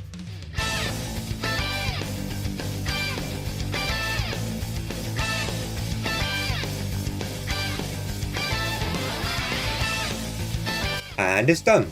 It may not look super impressive, although the farm I'm building later will, but it's super cool how it works. So what happens is all the drops from the creepers get sent along this blue ice. Then the gunpowder is picked up by these hoppers and loaded into shulker boxes. That only leaves the music discs, which go into all of these other hoppers. Then all of those discs are split up between the 2 music disc sorters. So the way the sorters work is they put discs into the jukebox, which using the comparator gives off a specific signal strength. Each different type of disc has a different signal strength. Then the disc gets taken out of the jukebox and then sent along to the shulker box loader corresponding with that signal strength. I hope all that makes sense. I know it got a little bit complicated, but basically how it works is it sorts all the discs into all the different types of discs. Anyway, with that all completed, there's only one section left to build in the nether, and that is the killing chamber, which is going to involve an iron farm and 15 skeletons, which we will get onto, but I need to actually build it first. So let's go and get all the items to do that. And once again, I've headed to my base. It's almost like all my items are stored there. But anyway, to mix it up from getting hoppers first each time, first I got some light blue concrete, then some light blue glass, and then of course I got some hoppers. After that, I got some prismarine, and I crafted half of it into prismarine slabs, and the other half into prismarine walls. Next I got some warped logs, and crafted them all into planks. Then I crafted some of those planks into trapdoors, and some of them into buttons. Next I got some obsidian and soul sand. After that some composters, spruce trapdoors, redstone, then some sticky pistons, droppers, observers and target blocks. Now, if you're wondering why I'm building a music disc farm, because once you've got one of each music disc, they are kind of useless, in my world I'm trying to build a farm for every single item in the game. I've already built ones for every wood, every potion, every concrete and every wall, and I've got farms for over 75% of the items in the game. But I've built all the easy ones first, so I've left all the hardest till last. A lot of the farms I'm going to need to build later are really complex farms just for one pretty useless item. However, this farm is a pretty complex farm, but for over 10 different useless items. So essentially, I'm not going to need the thousands of music discs this farm gives me, I only really want one of each. But I'm doing it to complete my goal of farming every single item in the game. I'm also trying to make all the farms the best they can be, in case I do ever need them. That's why I'm not just building loads of little rubbish ones, I'm trying to make each farm super fast. Anyway, back to the gathering now. I got some barrels, crying obsidian, dirt, and 3 beds, and then I got some red dye, and dyed all 3 of the beds red. So now I've got 3 red beds. Next I got some warp signs, repeaters, redstone torches, honey blocks, and levers. After that, I added to my giant lava farm, which looks super cool, and grabbed loads of lava buckets, even though I only need 1. And finally, back at my base, I've grabbed some obsidian, some books, and 10 diamonds. To craft 5 enchanting tables. These aren't going to be used for enchanting, they're going to be used to create the perfect gap for skeletons to see. But anyway, I'll explain all that later. Now I've got all the resources to build the final section on the nether side. So, once again, it's going on top of what I've already built. So, let's get to work building it.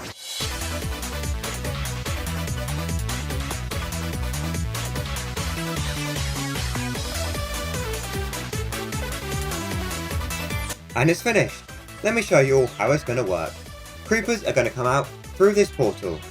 They're going to fall and land on the platform down there. Because it's such a drop, when the creepers land, they'll be on 1 hit. Then, in these 15 pods, there'll be skeletons, which are going to be shooting at iron golems through the gap between the enchanting table and the trapdoors. But, because the creepers are in front of them, they're going to hit the creepers in 1 shot, dropping music discs. Then, up here, there's going to be 3 villagers being scared by zombies, which is going to spawn iron golems. The iron golems will then walk down here and fall into this hole, where the skeletons can then see them. I need to have an iron farm, because occasionally the skeleton's arrows will make it through the tiny gap and hit the iron golems, so eventually they'll die. So just to make sure I don't have to keep replacing the iron golems every time they do die, I've built a little farm for them.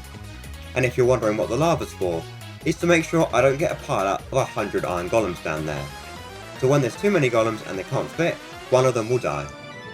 And there we go, that's all the nether side built. It's looking good, but not as good as the overworld side's gonna look. By the way, if you're enjoying this video, please take the time to subscribe. This is only a small channel and it really does help. Thank you all so much. Now, before I get to work building the farm in the overworld, there's one more thing I need to do here. All I have to do is get 2 zombies, 3 villagers and 15 skeletons and put them all in here. Hopefully this will be nice and easy, but I'm not going to keep my hopes up. So let's get on and move those mobs now. The villagers and the zombies are going to be going up here to make an iron farm. I'm going to get them here by using a minecart rail. So I headed to my base and I got normal rails, powered rails and redstone torches. So first I'm going to get the villagers.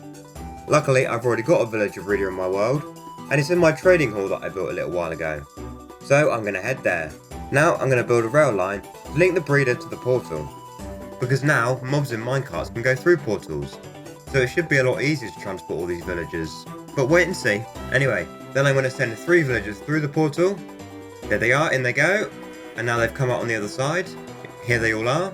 Now I'm going to build a rail to link this portal up to the farm. And the rail's going to end up here, at the villager bed area. This is where all the villagers are going to stand and get scared by a zombie to spawn iron golems. Then I added torches to power the rails. Now the rail line is completed. So I put all 3 villagers on it and got them going towards the farm. And here they come, I can see them coming up now. But for some reason, when I broke the first villager's minecart, rather than going towards the bed that was right in front of him, he decided he didn't want to be in the farm, and he walked off the edge. Luckily, when I let the second one out of his minecart, he went in perfectly, and the third one decided to copy the first, and jumped off the edge. Well, at least we've got 1 out of the 3 in there, so I'm going to head back to the villager breeder to get 3 more. I'm getting a spare just in case one more decides to walk off the edge.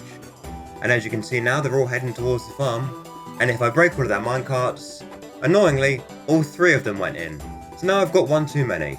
But don't worry, that extra villager decided to leave. Perfect, that's all the villagers in. Next, I'm going to get zombies, and I need 2 of them. So I'm going to move the rail across a bit to where I want the zombies to be. Then I'm going to line up 2 boats ready for zombies. Then, to get these zombies, I headed through the closest portal to the overworld. I realise now I probably could have built one that was closer and saved myself loads of time. But I didn't think of that. But anyway, when I went through, it was day, so no zombies were spawning. So I had to wait until night. And there we go, now it's night. I can get to work looking for zombies. Luckily, I quite quickly found 2 of them together, so then I just lured them both into the portal, and then once they were in the nether, I lured them to the rail line that I built earlier. Annoyingly, when I was trying to get one of them in the minecart, I broke one of the minecarts, and one of the zombies picked it up. But anyway, I then managed to get the other zombie in a minecart, and then I killed the zombie that picked up the minecart. So now at least one of the zombies is on its way to the farm. And here it is, coming up now. So if I break the minecart, and lure it towards the boat, he got in super easily. And then straight away, it started working. As you can see, a golem spawned. Because I killed a villager earlier, the golem's angry at me annoyingly. But so that it fully works, I need a second zombie to lure the golem down into this hole. So after many more failed attempts of zombies dying and golems killing zombies, I eventually managed to get it in. And as you can see now, when golems spawn, they see the other zombie and fall down the hole. You may also notice that there's lava down there, and that's so that any extra golems die and we don't get an overload. But luckily, the farm collects all the iron from the dead golems. Those zombies may have seemed hard, but I've saved the most annoying for last. Next, I need 15 skeletons. There's going to be 1 in each of these pods, and then they're going to be shooting at the iron golems through the gap between the enchanting table and the trapdoors. And because the creepers will be landing in front of the iron golems, instead of hitting the iron golems, they'll hit the creepers, which is what will drop the music disc. So as I said, they're going to be shooting through this tiny gap. There needs to be a gap so they can see the golems, but occasionally, very rarely, one arrow will manage to make it through the gap and will hit a golem, which is why I built an iron farm at the top. So if a golem gets hit so many times that it dies, a new one will be there to take its place. But anyway, with that all explained, let me get to work on getting the skeletons. First, I'm going to connect up the rail to the pods so that I can get the skeletons there. Then I'm going to move the other end of the rail from the portal that links up to my villager trading hall to instead link up to the portal that leads to the overworld. Now, I've got hours of footage of me moving skeletons, but I don't think you're going to want to see it all, so we're going to cut through it all super quickly. First, I went through the nether portal, and once again, it was day, so I had to wait for it to turn night. When it was, I lured skeletons into the portal, and then they went through and went into minecarts. Then once they were in those minecarts, I sent them on their way to the farm, and then I got them in their pods, one at a time. And then once they were in, I named them and closed off that pod so no other skeletons could go in. Now that's a simplified version, but in reality, there was a lot of skeletons dying. They kept shooting each other and shooting me, and it was just chaos. As you can see, I've managed to get 2 in, and this took 2 hours. And if you're wondering why I'm wearing diamond armour, it's because my regular armour has thorns on it, and then the skeletons kept shooting me and dying. So I had to switch. But anyway, I'm not going to show you the rest. I'll see you all when I've got all 15 skeletons in their pods. And here we are, all of the skeletons are now in. That took absolutely ages. Just when I thought I was done, one of them would shoot me and then it would die. It was super annoying. So what I'm going to do, I'm going to build a box around them so that they can't shoot me anymore. And I also forgot that I wasn't wearing my regular armour, with feather falling on it. So I think I'm going to switch back to my regular armour now. And there we go, the box is built. No more skeletons should die. And now that all the mobs are in, that's the nether side of the farm done. My next step is to build the giant farm in the overworld that will spawn all the creepers. But before I do that, there's one thing I need to do. So, I headed to my fish farm to grab some tropical fish and axolotls. Then I took all of them over to my aquarium. Next, I started naming them after lots of different people. And now that all the fish and axolotls are named, I'm going to start adding them into the tanks. Now, if you're wondering who they're named after, every single video I tell people that if they comment on the video, in the next video I'll name a fish after them. So all of these fish you see here are named after the people who commented on the last video. Now, if you want me to name a fish after you in my world and put it in this giant aquarium, all that you need to do is comment on this video. You can comment anything you like, and once you've done that, I'll name one after you and put it in my tank in the next video. Whilst you're down there leaving a comment, please don't forget to subscribe. This is only a small channel, and it really helps and it's super appreciated. Thank you all so much. And now, I want to tell you about my Discord. Over on there, I do updates every single day about what I'm doing. I also show people sneak peeks and behind the scenes on future videos. So if you want all that and even more, please go join the Discord, it's linked in the description. It'd be lovely to have you there. Anyway, that's now the last few fish going into the tanks. Both the axolotl and the fish tanks are now starting to be quite full. I just want to say thank you everyone so much for all the kind and supportive comments. It's so lovely to see. But anyway, let's get back to gathering the resources to build the creeper farm. There aren't actually that many different resources, there's just a lot of them. So first, I headed to my wool farm to craft loads of light blue wool into light blue carpet. And there we go, now I have all the carpet I need. Next, I headed to the end and went to the storage system for my concrete duper, where I got loads of light blue concrete powder. Then I took all that powder to my concrete converter and I got to work turning it into regular concrete.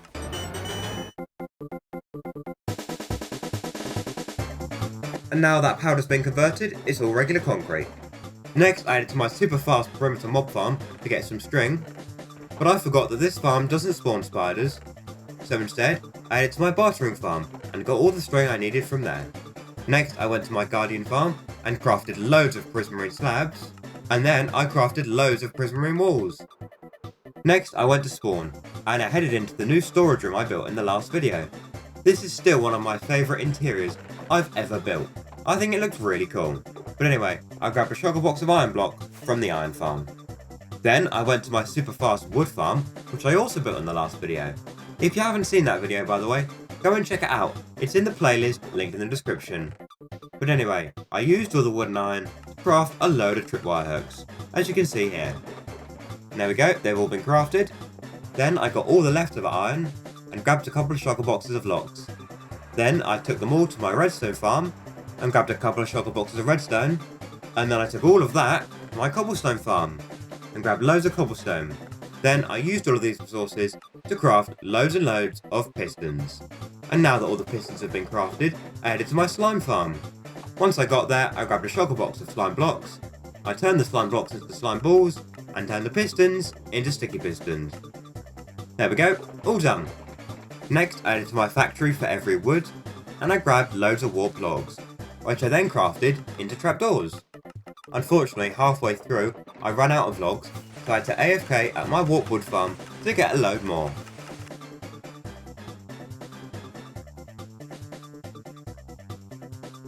After about 10 minutes of AFKing though, I had more than enough wood, so I crafted all the trapdoors I could possibly need. Then, for the last few items, I headed to my base and grabbed a load of light blue glass, and finally, a load of obsidian. And now, that is everything that I'm going to need to build this giant creeper farm. It's going to be a big one, and I'm going to be building it here, in the overworld. Remember when we cleared the space at the beginning? And obviously, this corresponds to where I built the killing chamber in the nether. So let's get on and build it.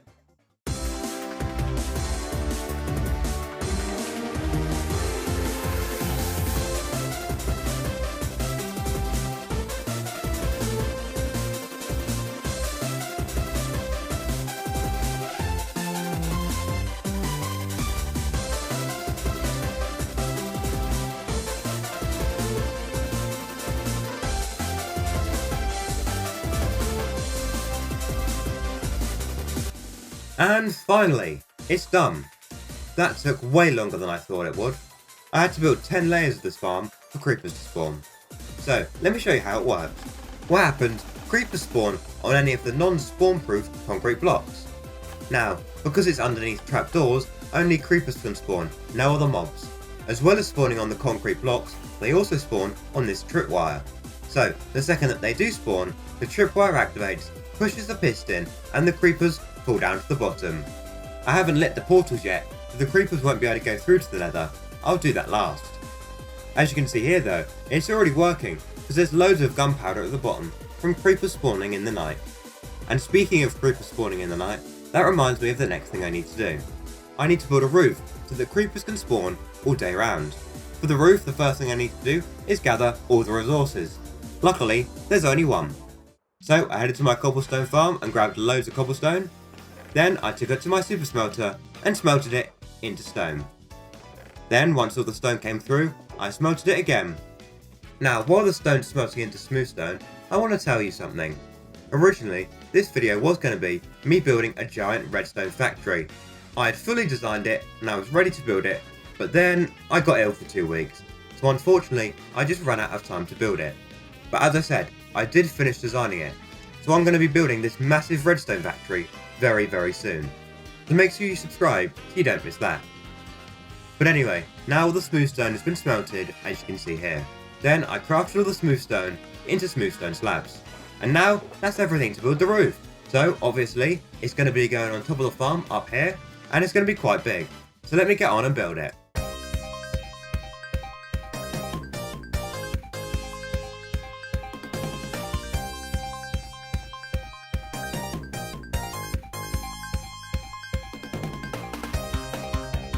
And now it's done.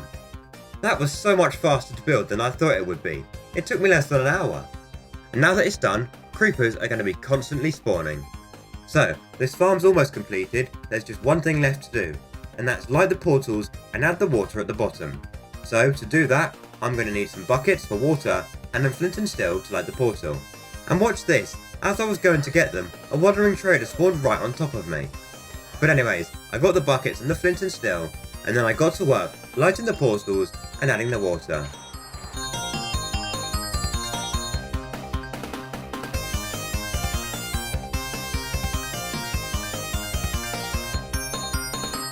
And now that that's done, the farm is officially complete. As I said earlier, the way it works is creepers will spawn, be pushed down and then go into the portals, then they come out in the nether. They fall down and they'll be one shot by a skeleton who is actually shooting at an iron golem. Then the creeper will drop a music disc, which will get sorted by the music disc sorters and loaded into a shulker box, ready for me to listen to. Wow, that seems complicated, doesn't it?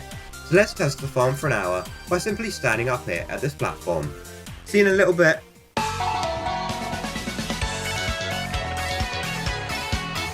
Here we are. I've been AFKing for a little over an hour now. Let's go see how many music discs we got. I built this other portal over here to make getting to the overworld and the nether so much easier.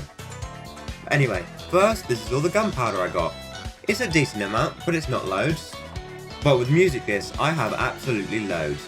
I've got about 1.5 double chests full of shulker boxes full of music discs for every single type of music disc that a creeper can possibly drop. I have literally no need for all of these music discs, but I've got them now, and that's another farm ticked off the list, and I'm now one step closer to farming every single item in Minecraft. I am on a mission to build a farm for every item in Minecraft. I've already built farms for hundreds of different items, but today I'm going to be building farms for some of the most useless items in the game. Some of these farms will be small, and some will be giant. So I'm going to start with the simplest farms, and work my way up to the most complex. Right, the first farm I'm going to build is a scoop farm. It's also going to produce seagrass, but I've already got a farm for that, so the reason I'm building this farm is just for scoops. To build this farm, I'm going to need loads of different items, so let's go and get them. To do that, I headed to my base, and I got some sand, and then lime concrete powder, which I took to my concrete converter and converted it into concrete.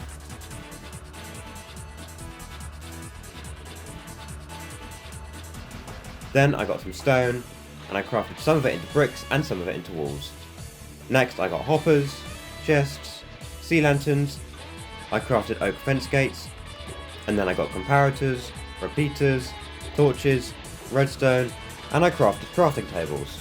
And for the final item, I need to breed loads of turtles to get turtle eggs, because turtles is what's going to be producing the scoops and the seagrass. And now, as you see here, I've got all the resources for the farm. And I'm going to be building it right here. So let me get to work and do that now.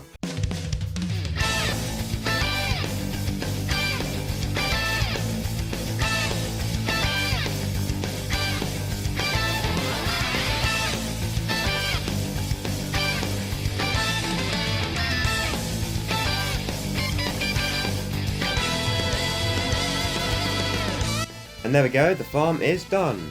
I've placed down all the turtle eggs, but I can't use the farm until all the turtles have hatched and fully grown into adults. Once that happens, I can remove all the temporary stone and actually start using the farm properly. So once the turtles are grown up, I'll test the farm and show you how it works. But in the meantime, while I wait for that to happen, I'm going to be building more farms in the area so that the turtle eggs are loaded so that they can hatch. Also, look at this. While I was lighting up underneath the farm, a skeleton managed to shoot a creeper, dropping a music disc, and then the disc got blown up by another creeper. This is all quite ironic if you saw the farm that I built in the last video. Anyway, the next farm that I'm going to build will be at spawn, which I recently transformed in this video. It's going to go right here next to my dripstone farm, and like most of the farms here at spawn, it's going to involve a flying machine. So what I need to do first is dig a hole for the rails underground, so that they can collect the items that the flying machines break above ground. So let's start digging!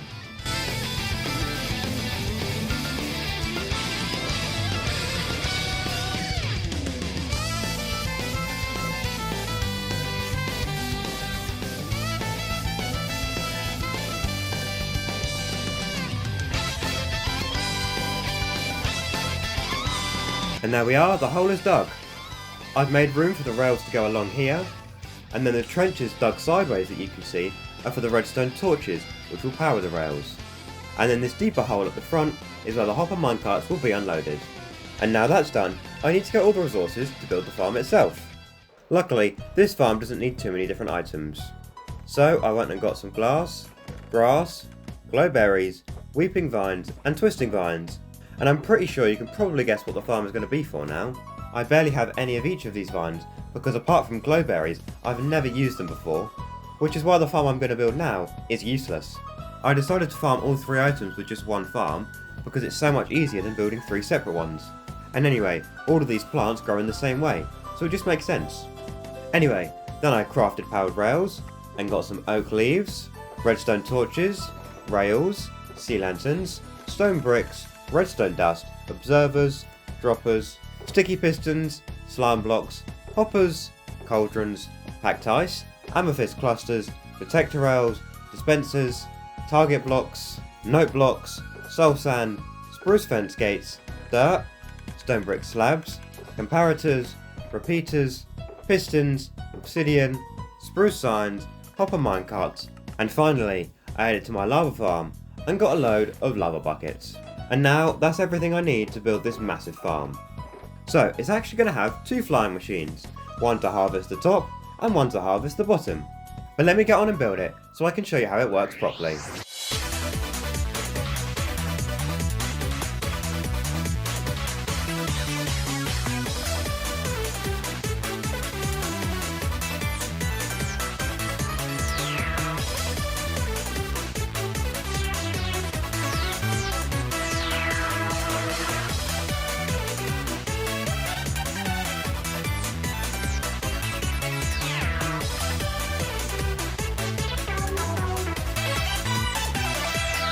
And that is the farm done. It took me a little while to grow enough vines to fill the farm, but as you can see, I eventually did. Now, this farm is super over the top for what I need, like with all the farms in this video. Where I'm trying to farm every single item in the game, I don't just want to build rubbish farms, I want to build the best farms that I can for every single item. Like with this farm, that produces more vines than I'm ever going to use. So as you see on the top, there is the weeping vines and the glowberries, and on the bottom it's the twisting vines. So the way that the farm works is that all the vines grow. Then when the weeping vines grow up to this observer, it activates it and both of the flying machines set off, breaking the vines.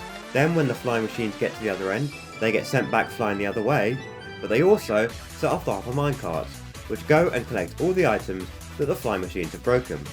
Then when those minecarts get back, all the items get taken out, then they get sorted and loaded into shulker boxes. Then those shulker boxes are stored in my spawn storage room I built a few videos ago. This is still one of my favourite builds ever, I just love how it looks. So now that you know how it works, let's test the farm for a bit, to see how many vines it will get me in an hour.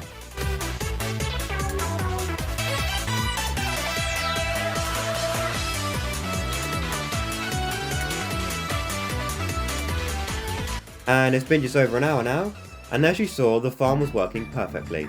All the vines have been growing and being harvested. Let's head down into my storage room to see how much we got. First, I got 1 shulker box of glowberries, which is pretty good. Next, I've got 2 shulker boxes of weeping vines, even better. And finally, I've got 5 shulker boxes of twisting vines. I've got over double of these because there's twice as many twisting vines as any other type planted in the farm. Because on the roof it's half weeping vines and half glowberries, but on the floor it's only twisting vines, because they're the only ones that grow upwards, which just mean I get more of them. Anyway, with that farm completed and now tested, let's move on to the next one. By the way, if you thought this farm was big, just wait until the final farm. It is absolutely giant and super complex. This next farm, just like the first two, is going to be one that gets me multiple different items. So, let me quickly get everything I need to build it. Firstly, I got some stone bricks, then glass, hoppers, chests, rails, comparators, levers, observers, droppers, redstone dust, sea lanterns, grass, stone brick stairs, pistons, repeaters, pink petals, wildflowers, drip leaves, and sweet berries. That's everything I'm going to need to build the farm. On my way to where I was going to build the farm, I grabbed a couple of shulker boxes of bone meal to test it later. So, I'm going to be building it here, not far from the turtle farm. You've probably worked out what it is by now, but if you haven't, it's 4 farms in one to get pink petals, wildflowers, drip leaves, and sweet berries by bone milling them.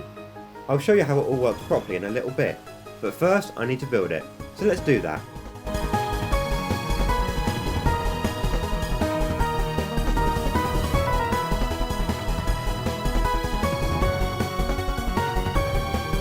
There we go, it's finished.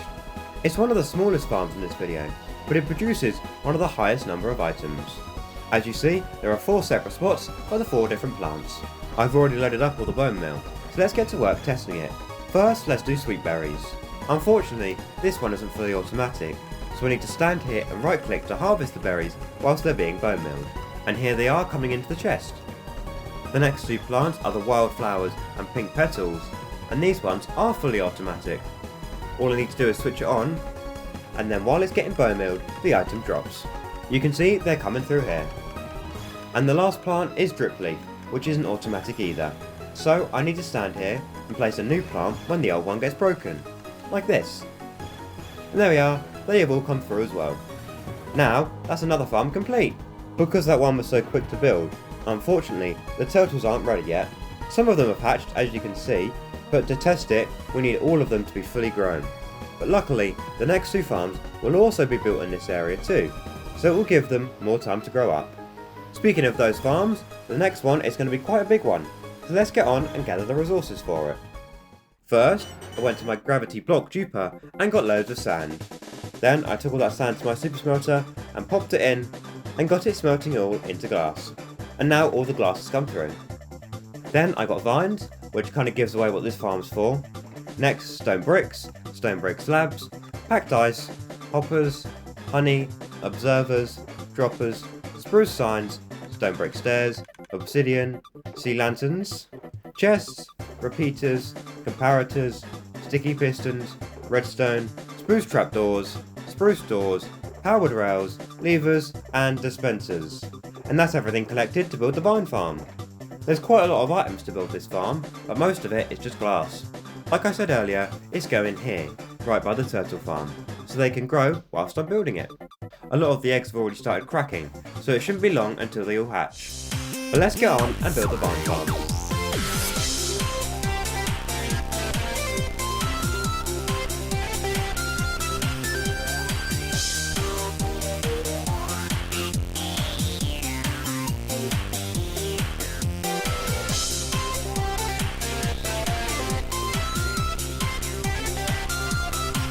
There we go, the farm is completed. As you can see, it's a big one. Now, you may notice a lack of vines, and that's because to fully fill the farm, you need over 1,000 vines, and I only had 44. So I will need to wait a little bit for the vines to grow, so that I can then harvest some, and use them to fill the farm. But in the meantime, if we go in the control room, you can see this here is where the vines are going to come out. They'll be loaded into shulker boxes with this shulker box loader, and then the shulker boxes full of vines will come out into this chest. And this chest here is for shears, so that when my shears break, a new pair will be dispensed to me, because that's how I'm going to be harvesting the vines, using shears. So let's craft loads of shears, so that I can then fill up the chest, ready to test the farm. Before I do that though, there is one more part of the farm I still need to build, and that is the Haste 2 beacon, which will allow me to mine vines so much faster, increasing the rates of this farm massively. So let's get to work and build the beacon over here.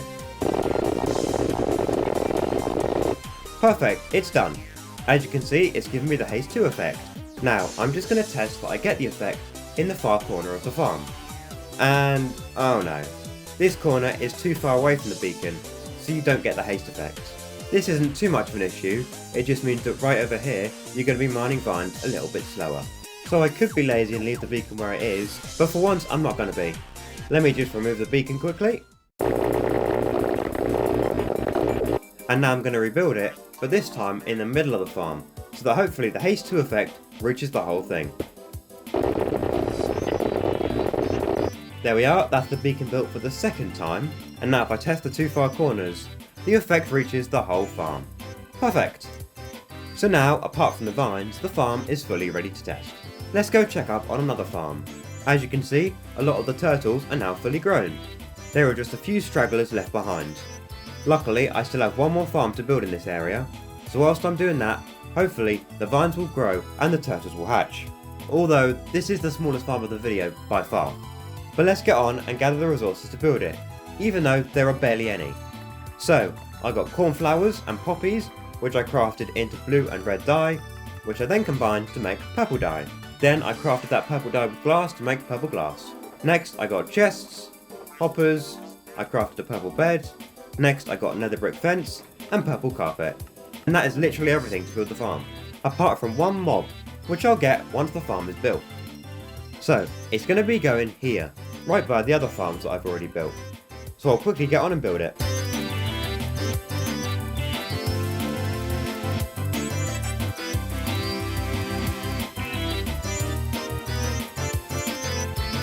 And there we go, look at that. I did say it was the smallest farm in the video, but there's still one more thing to do before the farm is complete. I need a tamed cat to go in here. Luckily, I know exactly where one is. If I head to spawn, on top of my giant nether portal is a cat. Don't ask why it's there, but it has no need to be, so we can take it and use it for the farm. Now if I take it back to the farm, all I need to do is get it in the box and attach the lead to the fence, and the farm is now done. Now, you may be wondering what this farm actually is. So, you may know that when you go to sleep with a tamed cat, it has a chance to drop a gift. This gift can be a number of different items, and this is what the farm does. It collects all of those gifts. It's a cat gift farm. But as I said, the way it works is you need to sleep with a tamed cat, and at the moment it's day, and you can't sleep in the day, so if we just wait a minute, now it's night. So now, when I go to sleep in the bed, the cat has a chance to drop a gift. And unfortunately, this time it didn't. But I will keep sleeping here throughout the video to get loads of different drops. As you can see, the next night when I went to sleep here, the cat gave me a gift. Unfortunately, it was the worst one, rotten flesh. And now, with that farm complete, there are only 2 more useless farms to build. And these are the biggest 2 farms, so I can't wait. But before I build them, I want to complete and test all of the farms that I've already built, which includes the turtle and vine farm. So I'm going to start by harvesting all the vines that have grown whilst I've been building the cat sleep farm, and then replanting them. So as you see here, I've managed to fill in about a quarter of the vine farm before I ran out of vines. Now, because I need them to grow more, and there are still turtles that haven't fully grown, I'm going to AFK underground for a few hours whilst I wait for everything to be ready.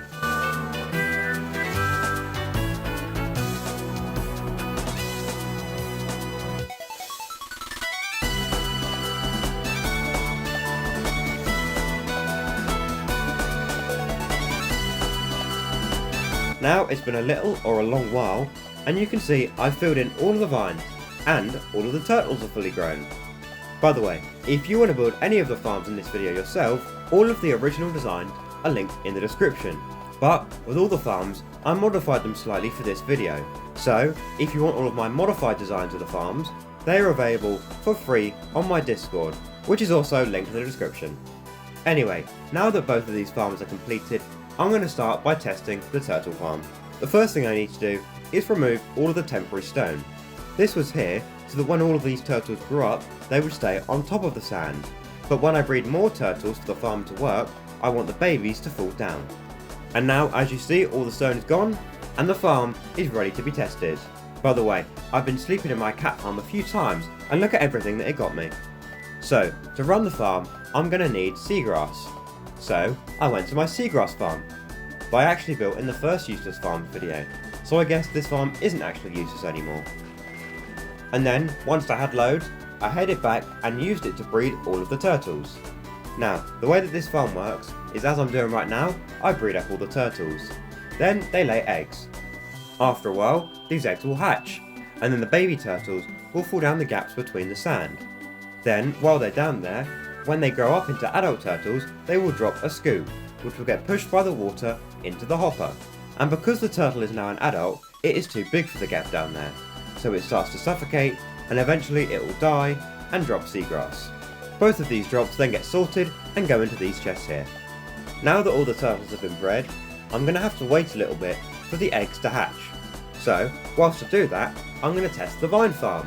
But as you can see though, it's becoming night, so let's go use the cat farm. And look, it got me a new item, chicken. So, to test the vine farm, the first thing I need to do is grab a pair of shears. Then I flick this lever to turn on the shear dropper. This is what will replace my shears when they break. Now that that's done, I can hop into the farm and get started. As you can see, the way it works is I get pushed along in this water stream. And I'm lined up against the honey for two reasons. Firstly, it means that I can break the back vine, but I don't break the glass at the back. And secondly, when I'm moving along the honey, I move at the perfect speed to break vines in the most efficient way. So, I'm now going to test the farm for a few hours to collect up loads and loads of vines. And in the meantime, all of the turtles should hatch.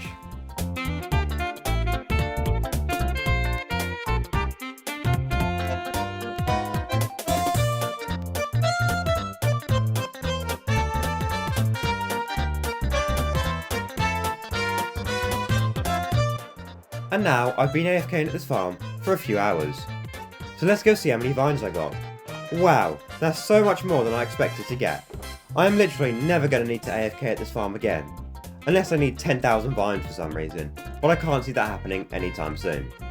And as you can see in this chest, I've used about half of the shears that I put in earlier.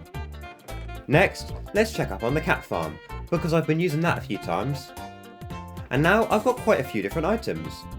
I think the only one that I haven't got that it can drop is Phantom Membrane, but that has a much lower chance of dropping, so I'll have to use the farm so many more times before I get that. And finally, before I build the next farm, let's check up on the turtle farm. As you can see, there's still a lot of eggs, but that's because I went round and bred all the turtles again earlier. But let's check the chest to see how many items they dropped. In this chest, there's loads of seagrass, but the majority of that is from what I collected earlier at the seagrass farm. But with scoots, I have almost 2.5 stacks, which is so much more than I thought I would get. And although all these items are useless to me, they are still good to have, in the rare case that I might need them. And obviously, it all counts towards my goal of farming every single item in the game. But anyway, let's keep going with that aim and get to work on the next farm. So, I've once again headed to my base to start gathering the resources. Although this is going to be one of the biggest farms in the video, there aren't actually that many different items. There are just lots of a few items. So, first I got 6 shulker boxes of stone, which I then crafted into stone bricks. Then I got torches, spruce trapdoors, glass, obsidian, bells, turtle eggs, spruce doors, and finally, light grey carpet. And that's everything.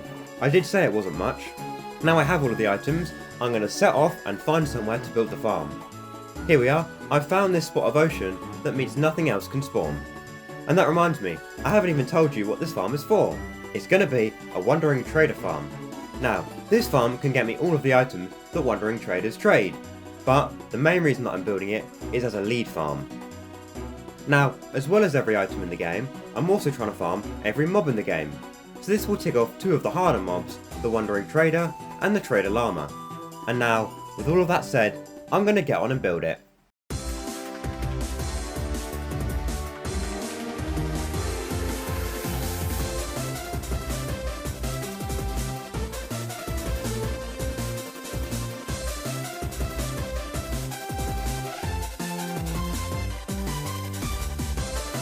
And it's done! To be honest, it's basically just a giant platform with a nether portal in the middle. As you can see underneath here, this is where the traders will get sent into the nether. This happens so that I can AFK for hours without them despawning, because wandering traders despawn after a few hours. But by putting them in the nether, their despawn timer stops because they aren't loaded.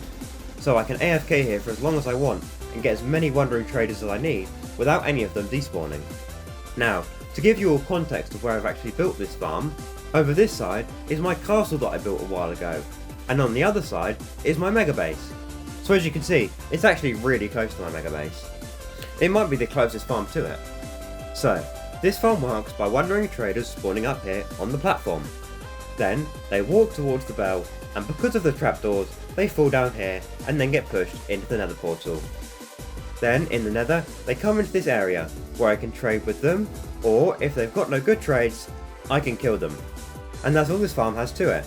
So I'm going to AFK for a few hours to test out the farm. Wandering traders don't spawn very often, so this may take a while, but I haven't seen a wandering trader for a little bit, so I think I'm due a spawn soon. So I'm going to stand down here, and all I need to do is simply AFK. And for those of you who are wondering what the turtle egg and trapdoors are for, they're to get rid of zombie piglins if they spawn in the portal.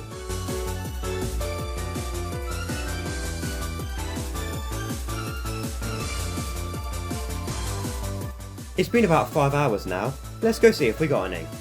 So if I head into the nether, I've got one! As expected, he doesn't have any good trades, but it's always worth a look. So instead, I'm going to farm him for his leads. And I'm going to pop a little chest just out the front to store all the leads and the leather that they dropped. And that is another farm completed! Now there's only one farm left to build, and it's the biggest and most complicated farm of the video. But first, I need to head to my fish farm to grab some tropical fish and axolotls. Then I'm going to take them all to my aquarium, and I'm going to start naming them. And now that all the fish and axolotls have been named, I'm going to start adding them into tanks. So, if you're wondering who these fish have been named after, every single video I tell people that if they comment on the video, in the next video I'll name a fish after them. So, all of these fish here are named after the people who commented on my last video. Now, if you want a fish named after you in my next video, all that you need to do is leave a comment on this video. It can be anything you like. And once you've done that, I'll name a fish after you in the next video. Now, whilst you're down there leaving your comments, please don't forget to subscribe. This is only a small channel, it really helps and I really appreciate it. It means so much to me, so thank you all so much for the support. By the way, make sure to join the Discord, because I do updates about what I'm up to every single day. I also show sneak peeks and behind the scenes, and I'm always asking people for their ideas and feedback on future videos. So if you want to help with that, and also get all of the schematics from this video and all of my other videos, head over there now and come say hi. It would be lovely to have you. So now, let's get back to work on the final farm. And as usual, the first thing I need to do is gather the resources to build it. First, I need to head to my copper farm. I'm here for a lot of copper, and I don't have much at the moment, so I'm going to start taking out the drums.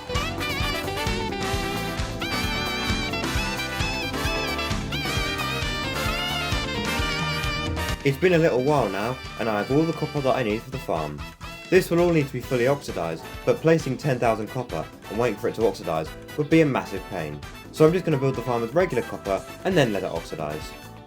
Now, this copper isn't decorational, it actually serves a key purpose in the farm. And that's because this farm is a copper oxidising farm, and copper oxidises quickly when it's next to already oxidised copper, which is what all of this copper will be. The oxidised copper that oxidises the unoxidised copper in my copper oxidising farm. Anyway, with all that said, I'm going to quickly gather all the rest of the resources. So first, I crafted a shulker box of repeaters, then I crafted a shulker box of pistons, and then I made them all sticky pistons. Next, I got white glass, and crafted some regular pistons. After that, I got some observers, slime, honey, obsidian, white concrete, redstone dust, iron bars, chests, then I crafted target blocks. And next I grabbed blackstone walls, powered rails, hoppers, note blocks, quartz stairs, oak leaves, grey concrete, redstone blocks, comparators, redstone torches, levers, iron doors, iron trapdoors, warp signs, oak logs, crafting tables, barrels, stone bricks, sand, sea lanterns, activator rails, dark oak signs, droppers, dispensers, TNT, copper bulbs, emerald blocks, stone buttons, spruce trapdoors, and finally I headed to my powdered snow farm and got some powdered snow. And with all of that, I now have everything that I need to build the final farm of the video. As you can see, I need loads of items to build this farm because it's a super complex one. So let's take all of these resources over to where I'm going to be building the farm, which is going to be over here, so that I can farm the copper there and oxidise it here. Once I've built the farm, of course. So I'm going to get on and do that now. Let's go!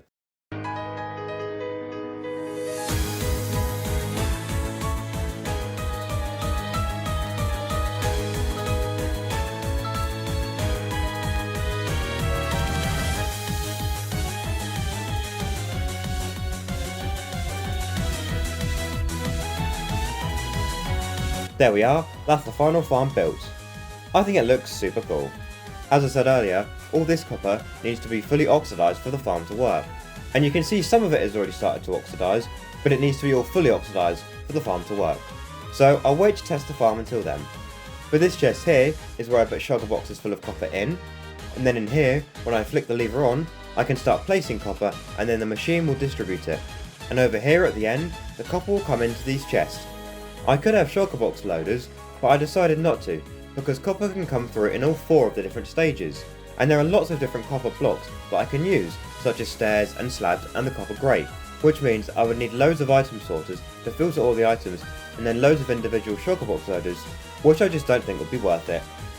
But anyway, whilst I wait for all the copper to oxidise, I'm going to AFK over at my copper farm. By turning up my render distance to 32 chunks, this farm will be loaded, so the copper should be oxidising. So while all the copper's oxidising, I'm going to farm a load of drowns so I can get copper to then test the farm. So I'll see you in a little bit once all the copper on the farm is oxidised.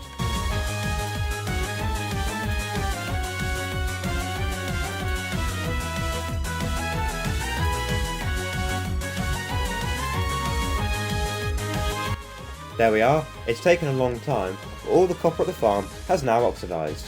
And in that time, look at all the copper blocks I managed to get. I'm going to take all 12 sugar boxes over to the farm, so that I can test it by oxidising them. And look at the farm now, it looks all nice and green. But let's get on and test it. So, if I put my copper sugar boxes in this chest, they'll start being unloaded as you can see here. Next, I flick on the lever to start the farm. Then, if I take a few blocks of copper to get me started, I can begin placing down the copper, and as you can see, more is being dispensed to me. So, the copper gets pushed up to the top of the farm. Then, at the top, it gets split into lots of batches in lines. Then, when all the lines are full, the copper gets pushed down a layer to make space for new lines. These lines are next to the oxidised copper to encourage the new copper to oxidise faster. The process of the lines being pushed down continues until they reach the bottom of the farm. Then, the lines are pushed out and across the bottom of the farm. The copper then gets moved up and out of the farm over towards the TNT blast chamber, where it gets blown up and goes into the chests. Now, I could have made a bigger farm or chained multiple farms together to ensure that the copper is all fully oxidised when it comes out, but I decided not to because sometimes I don't want fully oxidised copper, and also this farm took long enough to build on its own. Building one 4 times the size would have been a lot to do, so I'd much rather just put the copper through 4 times to fully oxidise it. Plus, I don't use that much copper anyway, so it's not like it's going to save me any time. As I said earlier, this can be used on all different types of copper blocks, including stairs and slabs. But now, all of my copper has gone through, so let's go check it. As you can see, some of it has started oxidising, but not all of it. So, I will load it all back into sugar boxes and send it through the machine a few more times. There we are, I'm out of copper now, and I've run this machine quite a few times. And look at all the copper that's come through. This machine has given me a good mix of all the different stages of copper. Although, I don't actually need any oxidised copper, so this farm is pretty useless. But with that complete, that is all 7 useless farms built, and in total, with all of these new farms, I can now farm over 100 new items. Thank you so much for getting to the end of this mega video. If you enjoyed it, why not watch this video, where I built a storage system to hold 1 billion items. Or watch this one, where I built a super fast guardian farm. Thank you so much for watching. Please don't forget to like and subscribe. Bye!